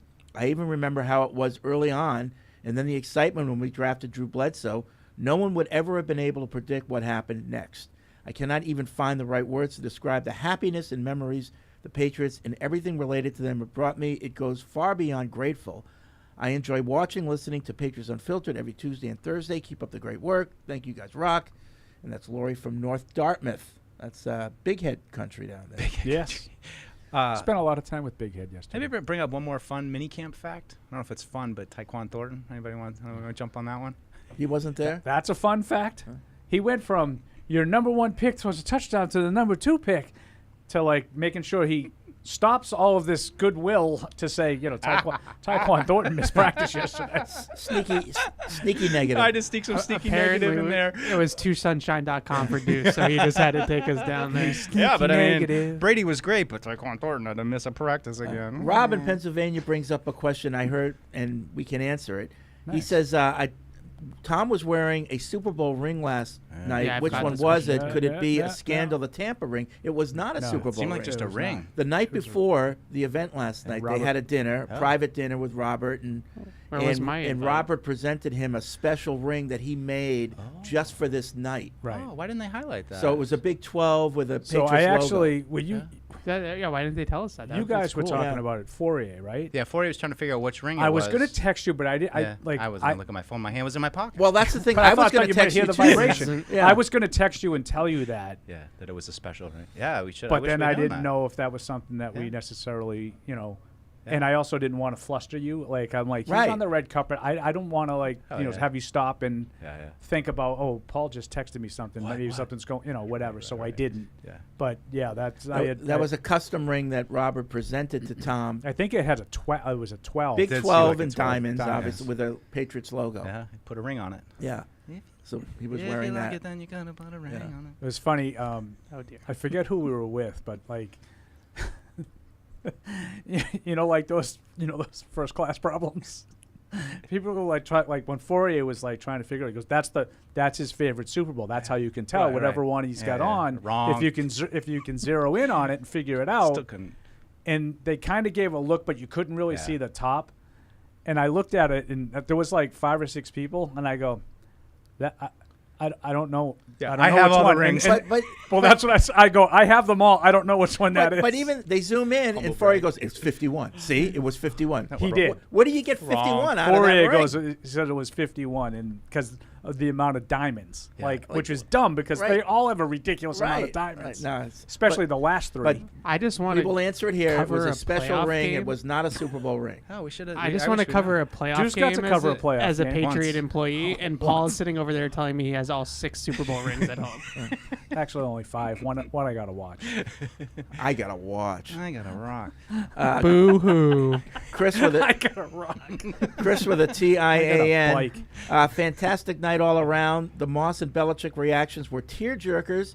Bunch of emotions running through me there. All class. Thank you, RKK. I have some pictures if you want to see them. With Paul on wearing them. Can you bring them in?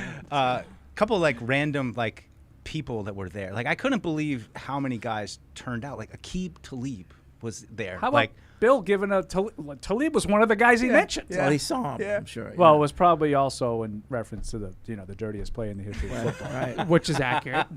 with Welker, he should have been like, well, yeah. Nick Caserio. Jack Tatum paralyzed Darryl Stingley, but that was the dirtiest play that I've Exactly. ever seen. Nick Caserio too. Nick Caserio was there. Last time I saw him was Josh Boyer. Whoa. He was there? Yeah. Caserio was there last night.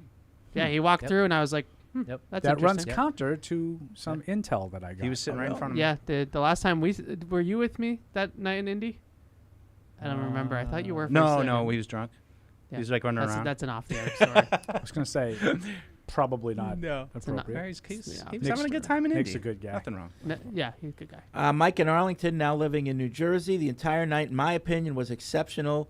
Your entire team and all of RKK's team deserve a huge round of applause for all the work that was done.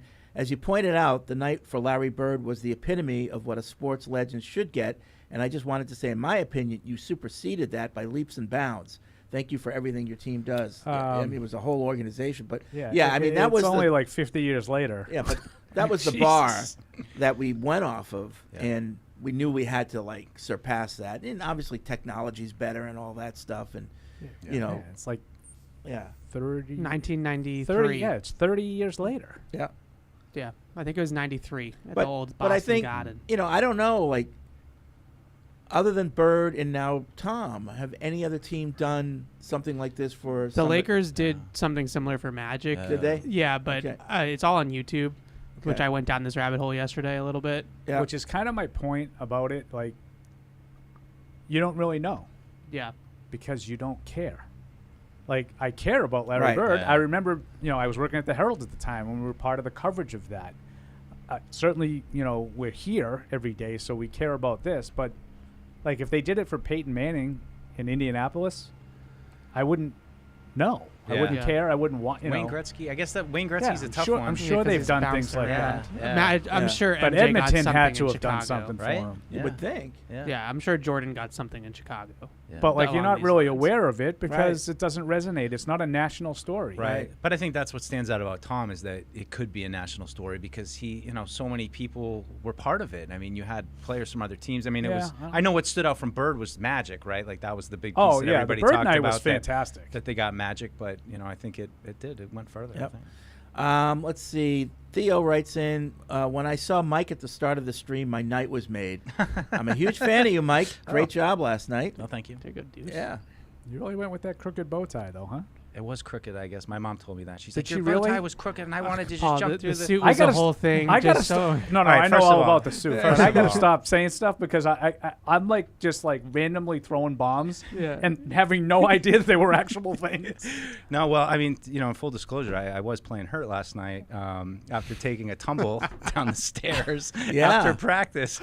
So me and Evan Good are thing walking. you weren't wearing your suit at the time. That would have really been a disaster. No, I mean, honestly, me and Evan were walking down the back stairs after practice, and it was a little stressful getting my suit because there was all kinds of issues. And so I'm I like, could tell he was stressed. going through my phone because Big I got to time. practice and I got to bomb to datum, get this suit. Hopefully it's there. And I just, stupid idiot, don't look at your phone when you're walking downstairs, especially concrete ones. And I just, I think Alex's phrase is ate poo. Yeah. And Evan just laughed at me. He's like, I didn't know what to do. I was going to help you, and then I just laughed at you. I saw it happening in slow motion. You know how I could see it happening. Did you Yeah. Oh yeah. Yeah. No, only down like well, a couple stairs, but yeah. Just 2 stairs, but my left Nothing ankle. on that wicked handsome face. No, my though. my left ankle. I stepped with my left ankle and that curled under, and then I skinned my right knee. So like last night while I'm trying to sleep, it's like my knee stings and my ankle. Like anytime the covers kind of pull my ankle the wrong way. So and especially wearing like dress shoes the whole night. I got out of the dress shoes last night. I'm like, oh my god, it hurt. But you know what? You have that moment in your head where it's like, I could try to catch him, but then he's probably going to take me out with him. No sense of me going down too. Right now, one of us is going to be okay. Or I could, Evan's like, or I could just laugh at him. I'm not going to lie. I would have been right next to Evan. oh no, laughing. no, I would have laughed at myself. It didn't hurt so much. So thanks. I like when people fall in the press box. You don't see it. You're just boom, boom, boom, boom. It's like somebody's that down. happened. That happened last year. I remember. Oh, It's the best. Happened in the old Foxborough press that's box to steep, somebody, right? and it Those was are really real steep. steep. Yeah, And yeah. somebody did the full length. Yeah. Yeah. I don't remember that one. Right down the stairs. Longtime scribe. Ernie Adams. There. James Pettigrew, the most interesting Patriots fan in the world, says it may have been closure for many, but for Deuce, it was the opening of old wounds. Nice. Just come on, let's go. We get it. We get it. He was good. Okay, he's the GOAT. All right, fine. How long are we going with this? What, the show? No. Till 2 o'clock. No, Deuce. Just give him his jacket. That's what. Just give him the jacket. That was another thing.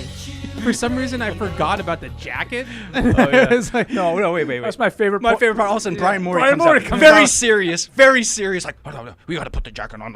You know, like he's right in there. Like no one else can. No one else can present a jacket to Tom Brady but Brian Morey. Morey has become, the guy with the feathered hair with the Stanley Cup. Yes. Right. Like Yes. wherever you see the cup, you see this guy with the white It's the glove. only time you see him. That's Who is Morey this now. guy? That's like he'll be I, 80 years old and he'll be bringing out the red jacket for The funny thing was we saw Morey at the rehearsal the night before, and I forget who was talking to him. I was kind of on the outside, and I mean, was it? It wasn't you.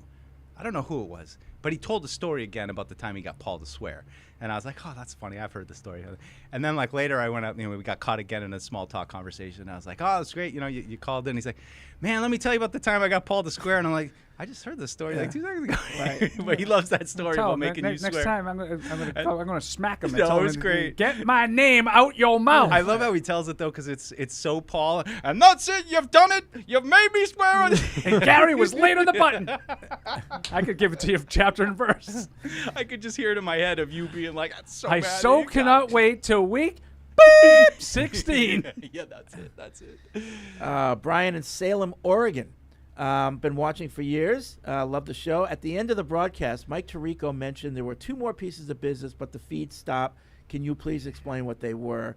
Yeah, it was Bono with a shout out, and like I said, you didn't miss much, but we couldn't play it air it. because Bono didn't want it out there. Yeah. It's like there's people with phones. It's going to be out there. And they played. It's a beautiful day. It wasn't a lot. Bono wasn't That there. we could have played. That he was didn't fine. perform. Yeah. But that's sort of how it Yeah. Yeah. all ended. It wasn't the music. It was and the then shout-out. Tirico called all of the Hall of Famers up onto the stage. That was that was it. Yeah. So you didn't miss much. Dan in Virginia. In Michigan, the more I hear Paul talk about Brady's night, the more I'm wishing that he had gotten together with Deuce and developed a theme song to the evening.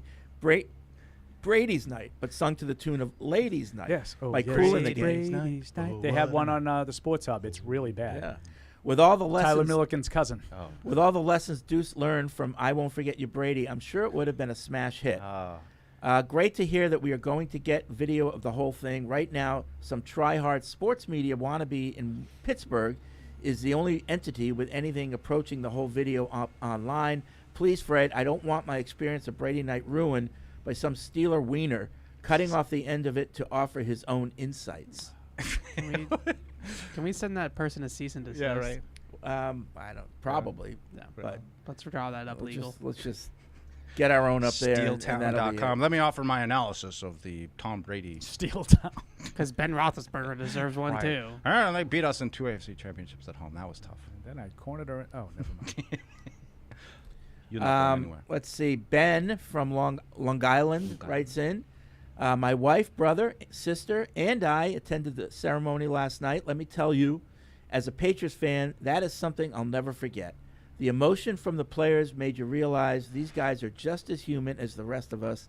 We were in section 306, and to hear the applause for Randy and Belichick was really something else. I loved how Brady said, "It wasn't you, it wasn't me, it was us." I was also extremely impressed by how well Brady spoke, presidential-like. You could feel how genuinely thankful he was. 20 years of childhood memories all tied together in one night. And besides, Brady, he's doing well. And I can tell you, Brady, Gronk, and Edelman, it's clear they're getting some media coaching these days. Yeah. You know, I think they're working at it. I thought Brady looked presidential too. That was the first thing that out on the red politics. carpet. I'm like, this is He looked great. damn good in that red jacket. I'll tell you that. Like on the red carpet, if you had to say, whose night is this? And you didn't know anything about Brady or football, you'd say, that guy. Yeah. That guy right there. That's his What's the night. big deal? Tall, What's going handsome on? guy. Oh, that guy's probably being honored. Right.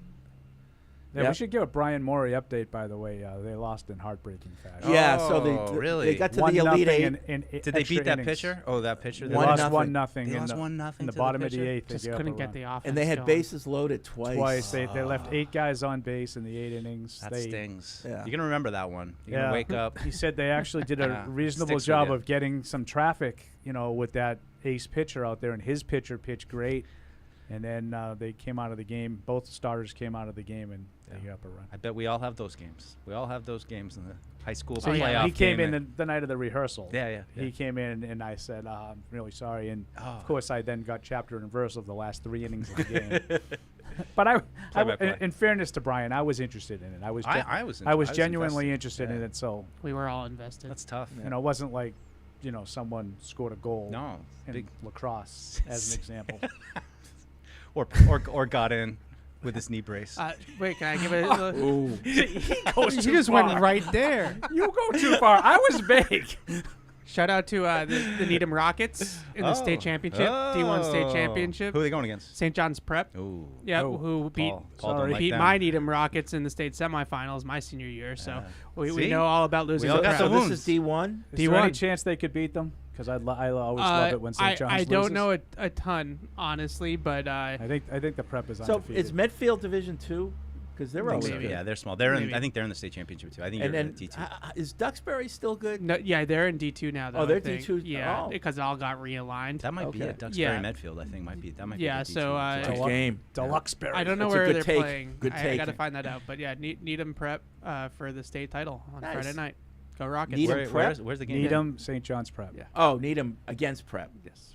Rocket Power. Gotcha. Ouch. You gonna go? Oh no, Celtics. I was considering it actually, and if it was, sometimes they played at Harvard Stadium. That's where we played the state semifinals. But I don't think they do that anymore, and so it's like going to be something neutral that's placed sites. random. COVID. So, yeah. Oh, cool. Mask up. Changed everything. Let's see. Outdoor venue. Brandon writes in, Brady night was awesome. With that being said, how do you all feel about Belichick's speech? Did y'all find it odd that he purposely left out Coach Mayo when naming all the great defensive players? And when he went to name O'Brien, he said, and now the new head coach of the Boston College, he smirked after it. It just seemed like Bill took a couple shots during his speech. That was not a shot at Billy O. That No. was a tribute to Billy O. Oh, yeah, it wasn't a shot at Billy O. I mean, he highlighted very few players, and I would just say, well, which play would you like him to highlight at Gerard Mayo's that he made? Wow. This whole like this Dante was very Hightower, negative. right? Like he This whole highlighted thing him. that we I have can to give you a couple plays. Like no, I mean Gerard pick Mayo was a through good every player. speech. I didn't see the place where Mayo would have been inserted. Yeah. And I do see why O'Brien was included because he was naming all the offensive He named every coordinators. offensive coordinator, Right. and it ended with Billy O, the new head coach of Boston College. I thought he did that in a very complimentary fashion. Especially in a foil of stadium of Boston people. But he said it like I would have said it, the Boston College. Yeah. The Boston. The fact that I didn't this notice is- that. I'm like the Eagles. That Eagles? this stupid non-Gerard Mayo mention is a storyline is so annoying. It's only a storyline because he's the current coach. Yeah. Because to Deuce's point, I know he technically was on the team, right? 14. The 14 team, Right. but he didn't have any role on it. He was hurt. He was hurt by the end. So the other guys that he's mentioning, I guess he mentioned Talib, right? Yeah. So, I But don't know. Dirtiest play in history, though. You know. I think it's nitpicking. Do you think that, like, if you were, returning, you would have said something like, "Hey, I just want to wish good luck to Gerard Mayo in his first year"? I think that's fair. I don't think that it was like necessarily he should have been mentioned with those players. Right. But I As an would aside, have been. I would have yeah. been okay with just a little. I mean, it would have driven the Bilbos crazy. Oh, yeah. You know, if he had given a little tip of the cap. Oh. But no. People have lost their mind. Andre in New Jersey, absolutely fantastic night. Well put together. For the only problem was the stream suddenly ended. I explained why that was Bono. Blame Bono. Blame Canada. Let's see. He's wondering why no, the cameraman didn't have to beat traffic. Also, never watched the Six Ring podcast, but that guy Fitzy sure talks a lot. Yeah. I worried if Deuce would ever get in the I word know. again, but love the way Brady's teammates talked about him, the embrace between him and Belichick, which, by the way, should get a statue at the same time together, but that's either not here nor there. Even though Brady never got choked up, I think he did. Brady got choked up. But I did choked left and especially right. like seeing Brandy Moss in the way he felt about his QB and his organization. Yeah. Brady was crying the whole night. So. I know. He should have just let it all out right at the beginning. Just a Yeah. good sob, like for a minute. Who, He's Brady? just bawling Yeah. his Yeah. eyes out, like I can't believe. I mean, there were several times he had to stop to compose himself. There was 3 in the first 5 minutes. I was like, holy crap, this is gonna be a long night. He's gonna be crying left and right. Yep.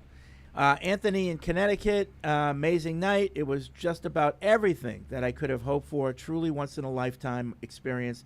My only comment, if I may, was that we didn't get to see the statue last night. No. As someone in his mid-20s, the Patriots Dynasty was my childhood, and this really put a bow on that. I'll always reminisce, but this was a great closing moment. My question for the group would be, what was your favorite moment from the night? Mine definitely had to be the tremendous ovation for Bill and Randy. Well, that's 2 moments. Yeah, because I mean, no one saw the statue because the statue's Someone was not a little done bit yet. too closely involved in the production of this, And his- can't really take any criticism of it. And his panels are not at the top of the list. But with the statue, You know he's going upstairs with a doll of me, like, I mean, I think it would have been. I loved my panels. You don't want them to show a picture of the statue because they're going to have an unveiling. Right. Of We the gotta statue. drag this thing No. out, people. I think he's saying that he thought it should have coincided. Yeah, I mean, they I did. might be reading too much into that, but I kind of feel Yeah. the same way. Oh, that'd be everything cool. should have been that night. Right. Wouldn't it have been cool if they had it already? Yeah. And I assume it's going to be somewhere out in the plaza? Yeah, and they wheeled it out, and it's on the big board. Right. So now you have the event going on. Yeah. So now there's no attention out there. There's nobody really in the plaza while the event's going on. Not a lot of people anyway. And then you get it all ready, and you have cameras out there, and then Robert goes for the cheap pop bang, and this is what you will see the next time you enter the and then they unveil it. That would have been pretty cool. It would have been cool, but as somebody that was in that plaza afterwards, if the statue had already been out there, none of us would have ever gotten home because the crowds would have. Pictures. It would have been. That was an crazy. hour, about an hour ride down Route 1. Yeah, yesterday. I That was just don't tough. think they could have done it that quick. You know, the shortage of bronze because of COVID. Yeah. Oh. You can mask up the statue. I would say, though, to go back to the question, I think it was Moss. I mean, I really thought it was cool what they did for Belichick, but and I expected that, though. I think Moss was so unexpected to me that he got so emotional, and then it just continued to crescendo. That was the moment for me that I just thought was cool. That was the moment for me, too. Yeah. I It agree. was totally unexpected. Yeah. And I remember the other big organic moment for this organization was also Randy Moss during that game when that person in the stands had the Moss mask and he was interacting with him from the bench. You never see that at a Patriots game.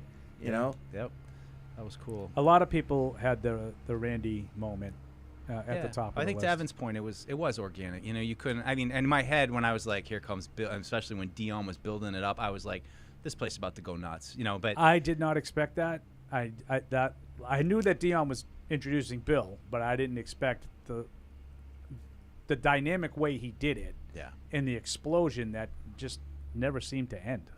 So Amanda blown away by Belichick that. was backstage. She posted, some pictures of him and saw stuff. that. It's pretty cool. I saw that. Tony in Potton, UK. Love the show. Listen live when I can. Okay. He wants to know if there's any way we can buy Hall of Fame merchandise. TB12 Hall of Fame merchandise. I think I might be able to get you a couple on the black mark. No, I have no idea. I don't know. Go to Fanatics because they've got all the stuff, and I don't know. I knew they had that T-shirt that you're wearing. This was the T-shirt that they gave out last night. Yeah, I think you can buy that in the pro shop, but maybe go to Fanatics and check out the Patriots section. Maybe they put some up there. I don't know. Or visit here. Yeah. Speaking of suits, Joe says, is it just me or does Gronk only own one suit? That's a good point. Perhaps he should start dipping into his salary earnings. He's only got one pair of sunglasses too. I think he's got those. He looked like Maury Seinfeld with those glasses. That's good. That's good. John writes in, first off, Brady night was amazing, but I have a question about how some of the NFL players look at Brady when they talk about his talent. I always hear Brady is the GOAT, but when it comes to talent, insert player, this player is more talented in that it was Brady's will that made him. But I mean, Brady's arm talent was second to none, or as Evan would say, had all the clubs in his golf bag. I mean, am I wrong? Help me out here. Brady's arm was second to none? Well, is it just that, Go watch the Josh McDaniels video. His arm was certainly more than good enough. Yeah. But there are plenty of guys that threw the ball better I mean, than he we've did. talked about it Aaron on the show Rodgers before. throws the ball better than he does. If you look at pure talent, Brady was not the most talented quarterback. No, go the video Paul and I did with Josh. I think that illustrates his capacity. And I mean, he said it last night. It's between the ears. That is what separated him. And knowing instantly what the defense was going to do, where he was going to go with the ball, and just footwork, everything in sync, right where it needs to go, everything flawless mechanically, and ball delivered exactly where it needed to be on time. And it's such a subjective thing that you can never quantify. But if you said that every aptitude and work ethic trait that Tom has, if you put in John Elway or like Dan Marino, Aaron, those guys would have been better because they had a better physical skill set. Yeah. They just didn't have what Tom had upstairs. I mean, even Aaron Rodgers. I mean, now, Brady had a physical skill set that was more than good enough. Yes. But it's not at that Elway level. I don't think anybody had it. I would say the same for Montana, by the way. Montana didn't have the physical skills that Marino had. Right. I think Brady, though, is definitely the most mechanically sound thrower I've ever seen. You should have seen Mike and I, like, just stopping in the middle of those McDaniels things. Like, that's a statue. That's the statue. Like, it's perfect. The mechanical... Every time. The mechanical chain, as we talk about so much with Drake Maye from the ground up, is teach tape for every single young quarterback ever. And that's big for him. And I also think for him, he threw such a catchable ball, which I think is really underrated, where it was always had the exact amount of touch on it that it needed so that it wasn't a really difficult catch to make for the receiver. Even if he had to fit it into a keyhole, he was still able to put it in a spot and to throw it with the touch that a guy could still realistically catch it. Yeah. So, but I think even more than like what made him the GOAT, and I'll compare him to Bill, was that he had all the mechanical stuff that Evan's talking about, but he also had the ability to hold guys accountable and to raise guys. I love what Gronk had to say, which was the same with Bill. Like, he had all the knowledge, but he was able to translate it as well to the team and make it, a tangible thing that, like Fourier said, talking about, the motivational speech that he gave before Super Bowl 38, and not Bill known to be this rah-rah kind of guy, but the ability to lay it out and get guys ready to, get adult, tough guys to want to play hard. Just go out and win now, special right? talent. Hey, just go play. Do what I tell you. You'll win. Just do your job. Travis in Baltimore, I just wanted to sing the praises of the team for the effort put forth last night. I'm not one to watch webcasts often, but I was glued to my screen for the entirety of the night. All members of the team who had a hand in last night, Mike helping host, Tamara being on the red carpet, and everyone behind the scenes planning and preparing should take a bow. It was an amazing night as a fan.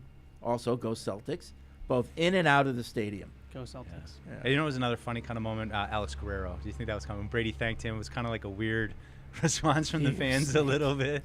Yeah.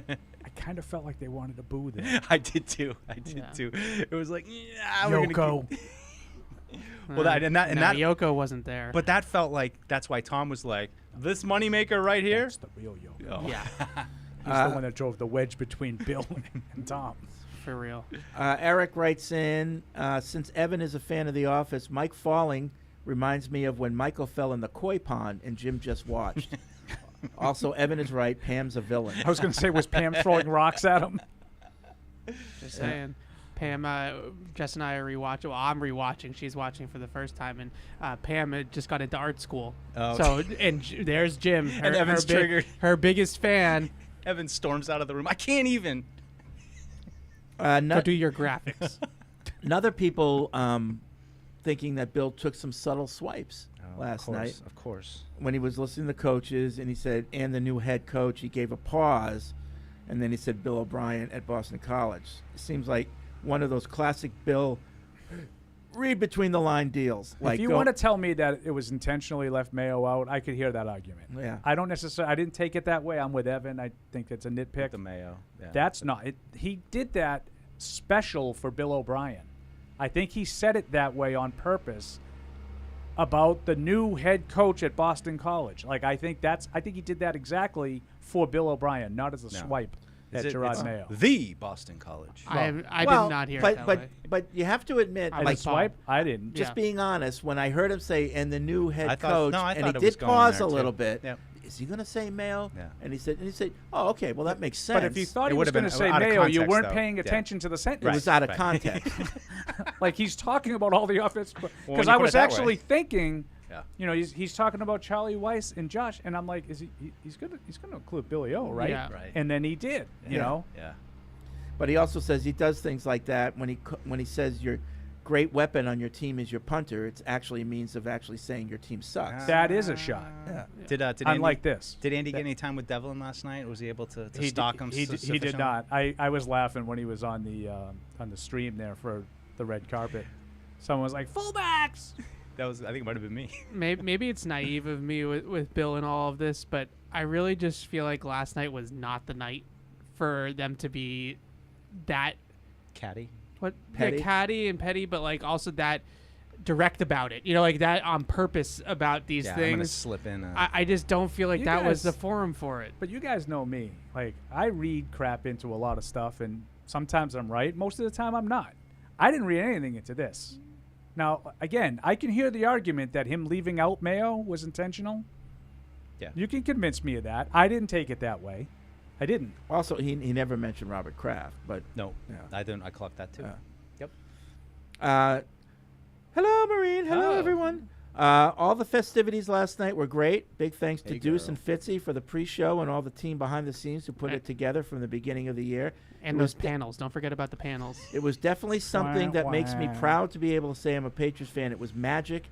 Huge thank you and bravo. P.S. Thank you to Paul for doing my show today. You did it again, Paul? Yeah, 5th time. You get Oh, paid? the Five Timers Club. Yeah, 5 Timers You Club. get like a jacket for that or something? I don't know, Claire. What do I get for that? Yeah, you're like Besides having to name pizzas after the quarterbacks. you're like Bill Murray on Saturday Night Live or Yeah. Alec Baldwin or whoever's that's a done it good a one. million times. Yeah. Yeah. Who else has done that? Sure. John Goodman. John Goodman. Yeah, Chevy Greg Chase. wants to know where he can Steve. get Deuce's T-shirt as well. Warren. Yeah, I don't. So, I don't think they're available. we used to No, be able to no. call Ken Flanders and Flanders. Yeah. find out from what's going on in the pro shop. Flanders is the only useless person in here. Yeah. Okay. Remember when we used to play drops on this show? Wow. Tyler in Georgia, with all of the reflection on the Patriots dynasty as it officially has come to a close, are there any plans to re-release all the 3 games to glory in an upscale 4K box set? Oh boy. Hey, moneymaker. There you go. I'm going to say no. No? No? We're going to spend money in doing that? I would. Well, you got to spend money to make money, right? I don't think you're making a lot of money off No, do people buy DVDs anymore? No, but I still have all of them. I have all of them too. I have all of them as well. Yeah, but I don't would have you anything buy to play them it again? in. They come with your rings? Yeah. Do you have a thing to play it in? Okay. So would you buy That's a them good again? question, No, actually. Right. Maybe Thank not. you, Fred Kirsch. Right. Finally, I'm the guy who's ahead of the game in technology.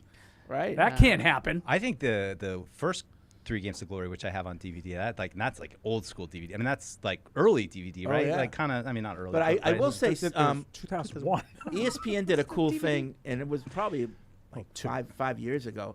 They did all the 30s, and they issued them in a box set, but the box was a locker, a metal locker. Oh, that's cool. And you open up the door, and the DVDs are in there. Oh, it could be like a 6 Super Bowl trophy kind of thing, and you know, each one as a. So like it was a keepsake more than it was actually the DVDs. It's tough to buy DVDs though. Did you guys fire up your DVD player very often anymore? No, I don't have one. You don't even have one. Yeah. No, I still have one. It's like just kind of kicking there, but it doesn't do much. I would have to play it in my You have a computer. VCR too? No, I wish I did though. Oh, Get the old Holy Cross. Yeah, hockey yeah. tapes. No, it's already been done. Don't worry, Paul. I've already digitized all that footage. Converted those babies. Check out my highlights. Related, but also not. The Patriots Hall of Fame video that they show at the actual Hall of Fame.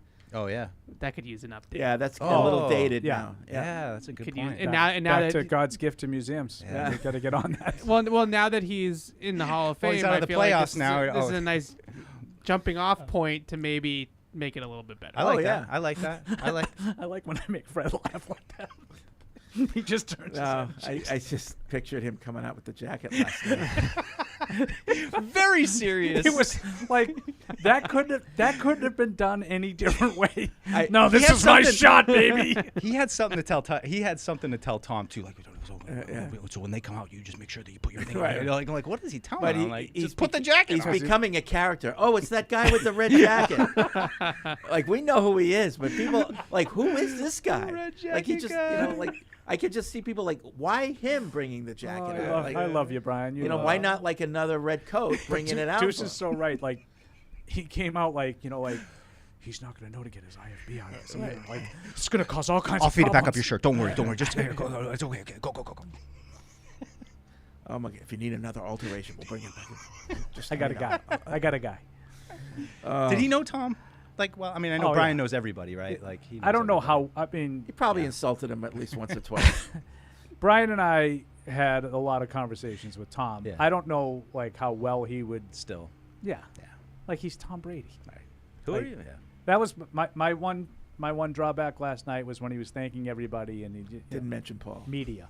I looked at Andy. I go, could have used a personal Yeah. shout out. And there. the rest. But evidently that cost $10,000. Yeah. I know the Edelman thing was funny. It's a great, that was great shot at great Jules. line. Great shot at Great He Jules. line said I for the would have paid perfect him guy. $20,000 if he mentioned the podcast. Yeah. Well, even when they walked in, he was with his guy Sam, and Fitzy shouted out the games with Dave's. And Edelman was like, "Yeah," like you can tell they really want that to get promoted. They're trying to grow it. Oh yeah. It'd be fun to have Brady on there. I know he's been trying, and he's made some jokes about that too. Like I can't even get him on my podcast. So. Where's Brady live now? He's somewhere warm. I Is he think down Florida. in Florida? I think he's still in Florida. Tampa, I think. Yeah. Down in Actually, it might be Arizona. Miami. You got him, huh? Well, that's where the kids are What going was to all school, this right? 1 in a million stuff? Yeah, in the same complex Interesting. as Kim Kardashian, which is where all the rumors. I'll be a start. Patriot for Let life. me know the next except time, during the Let winter. me know the next time he's in town without being paid to do so. James Pettigrew again. I think the seats should have been at least 6 inches further apart. Be better, Fred. So he thinks the seats were a little too far apart. On the stage? Yeah. Oh. Yeah.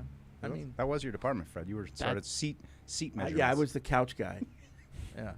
It's the Bob's Discount By the way, Furniture can I say to Mike Tirico, what a nice guy. Like we did one call with him, and then I saw him briefly, and he was like, "Hello," like just The oh my one God, what a awkward nice moment guy. I thought was after Chesney played, and he's up on the stage and goes, "Tom, we got to get Tom up here with Kenny." Yeah. So Tom Yeah. kind of hustles up And then, there. now go They take back. a picture. Now go sit down. And like Kenny Chesney's like I'm getting the bum rush here. That was a little weird. Yeah. And then he said, "You can't use my video on." Did I mishear, or when he was talking, when he was sort of wrapping up the Peyton Manning, Tom thing?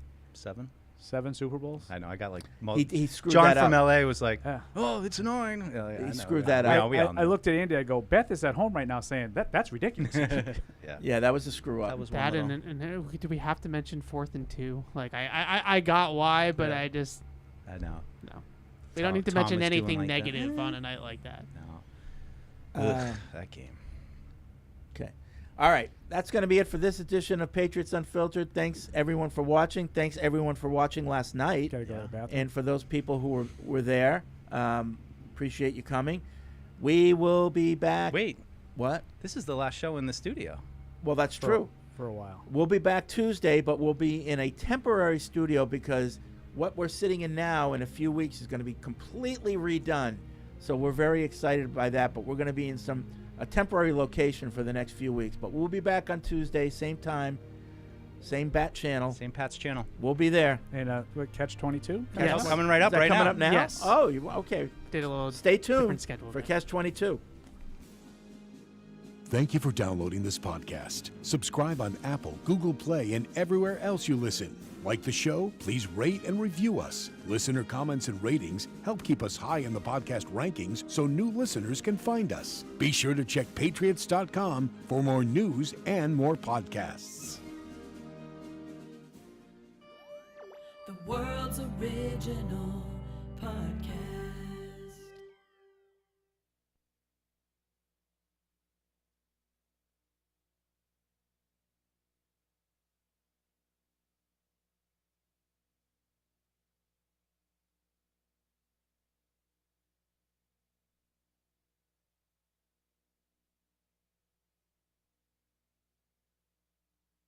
Thank you.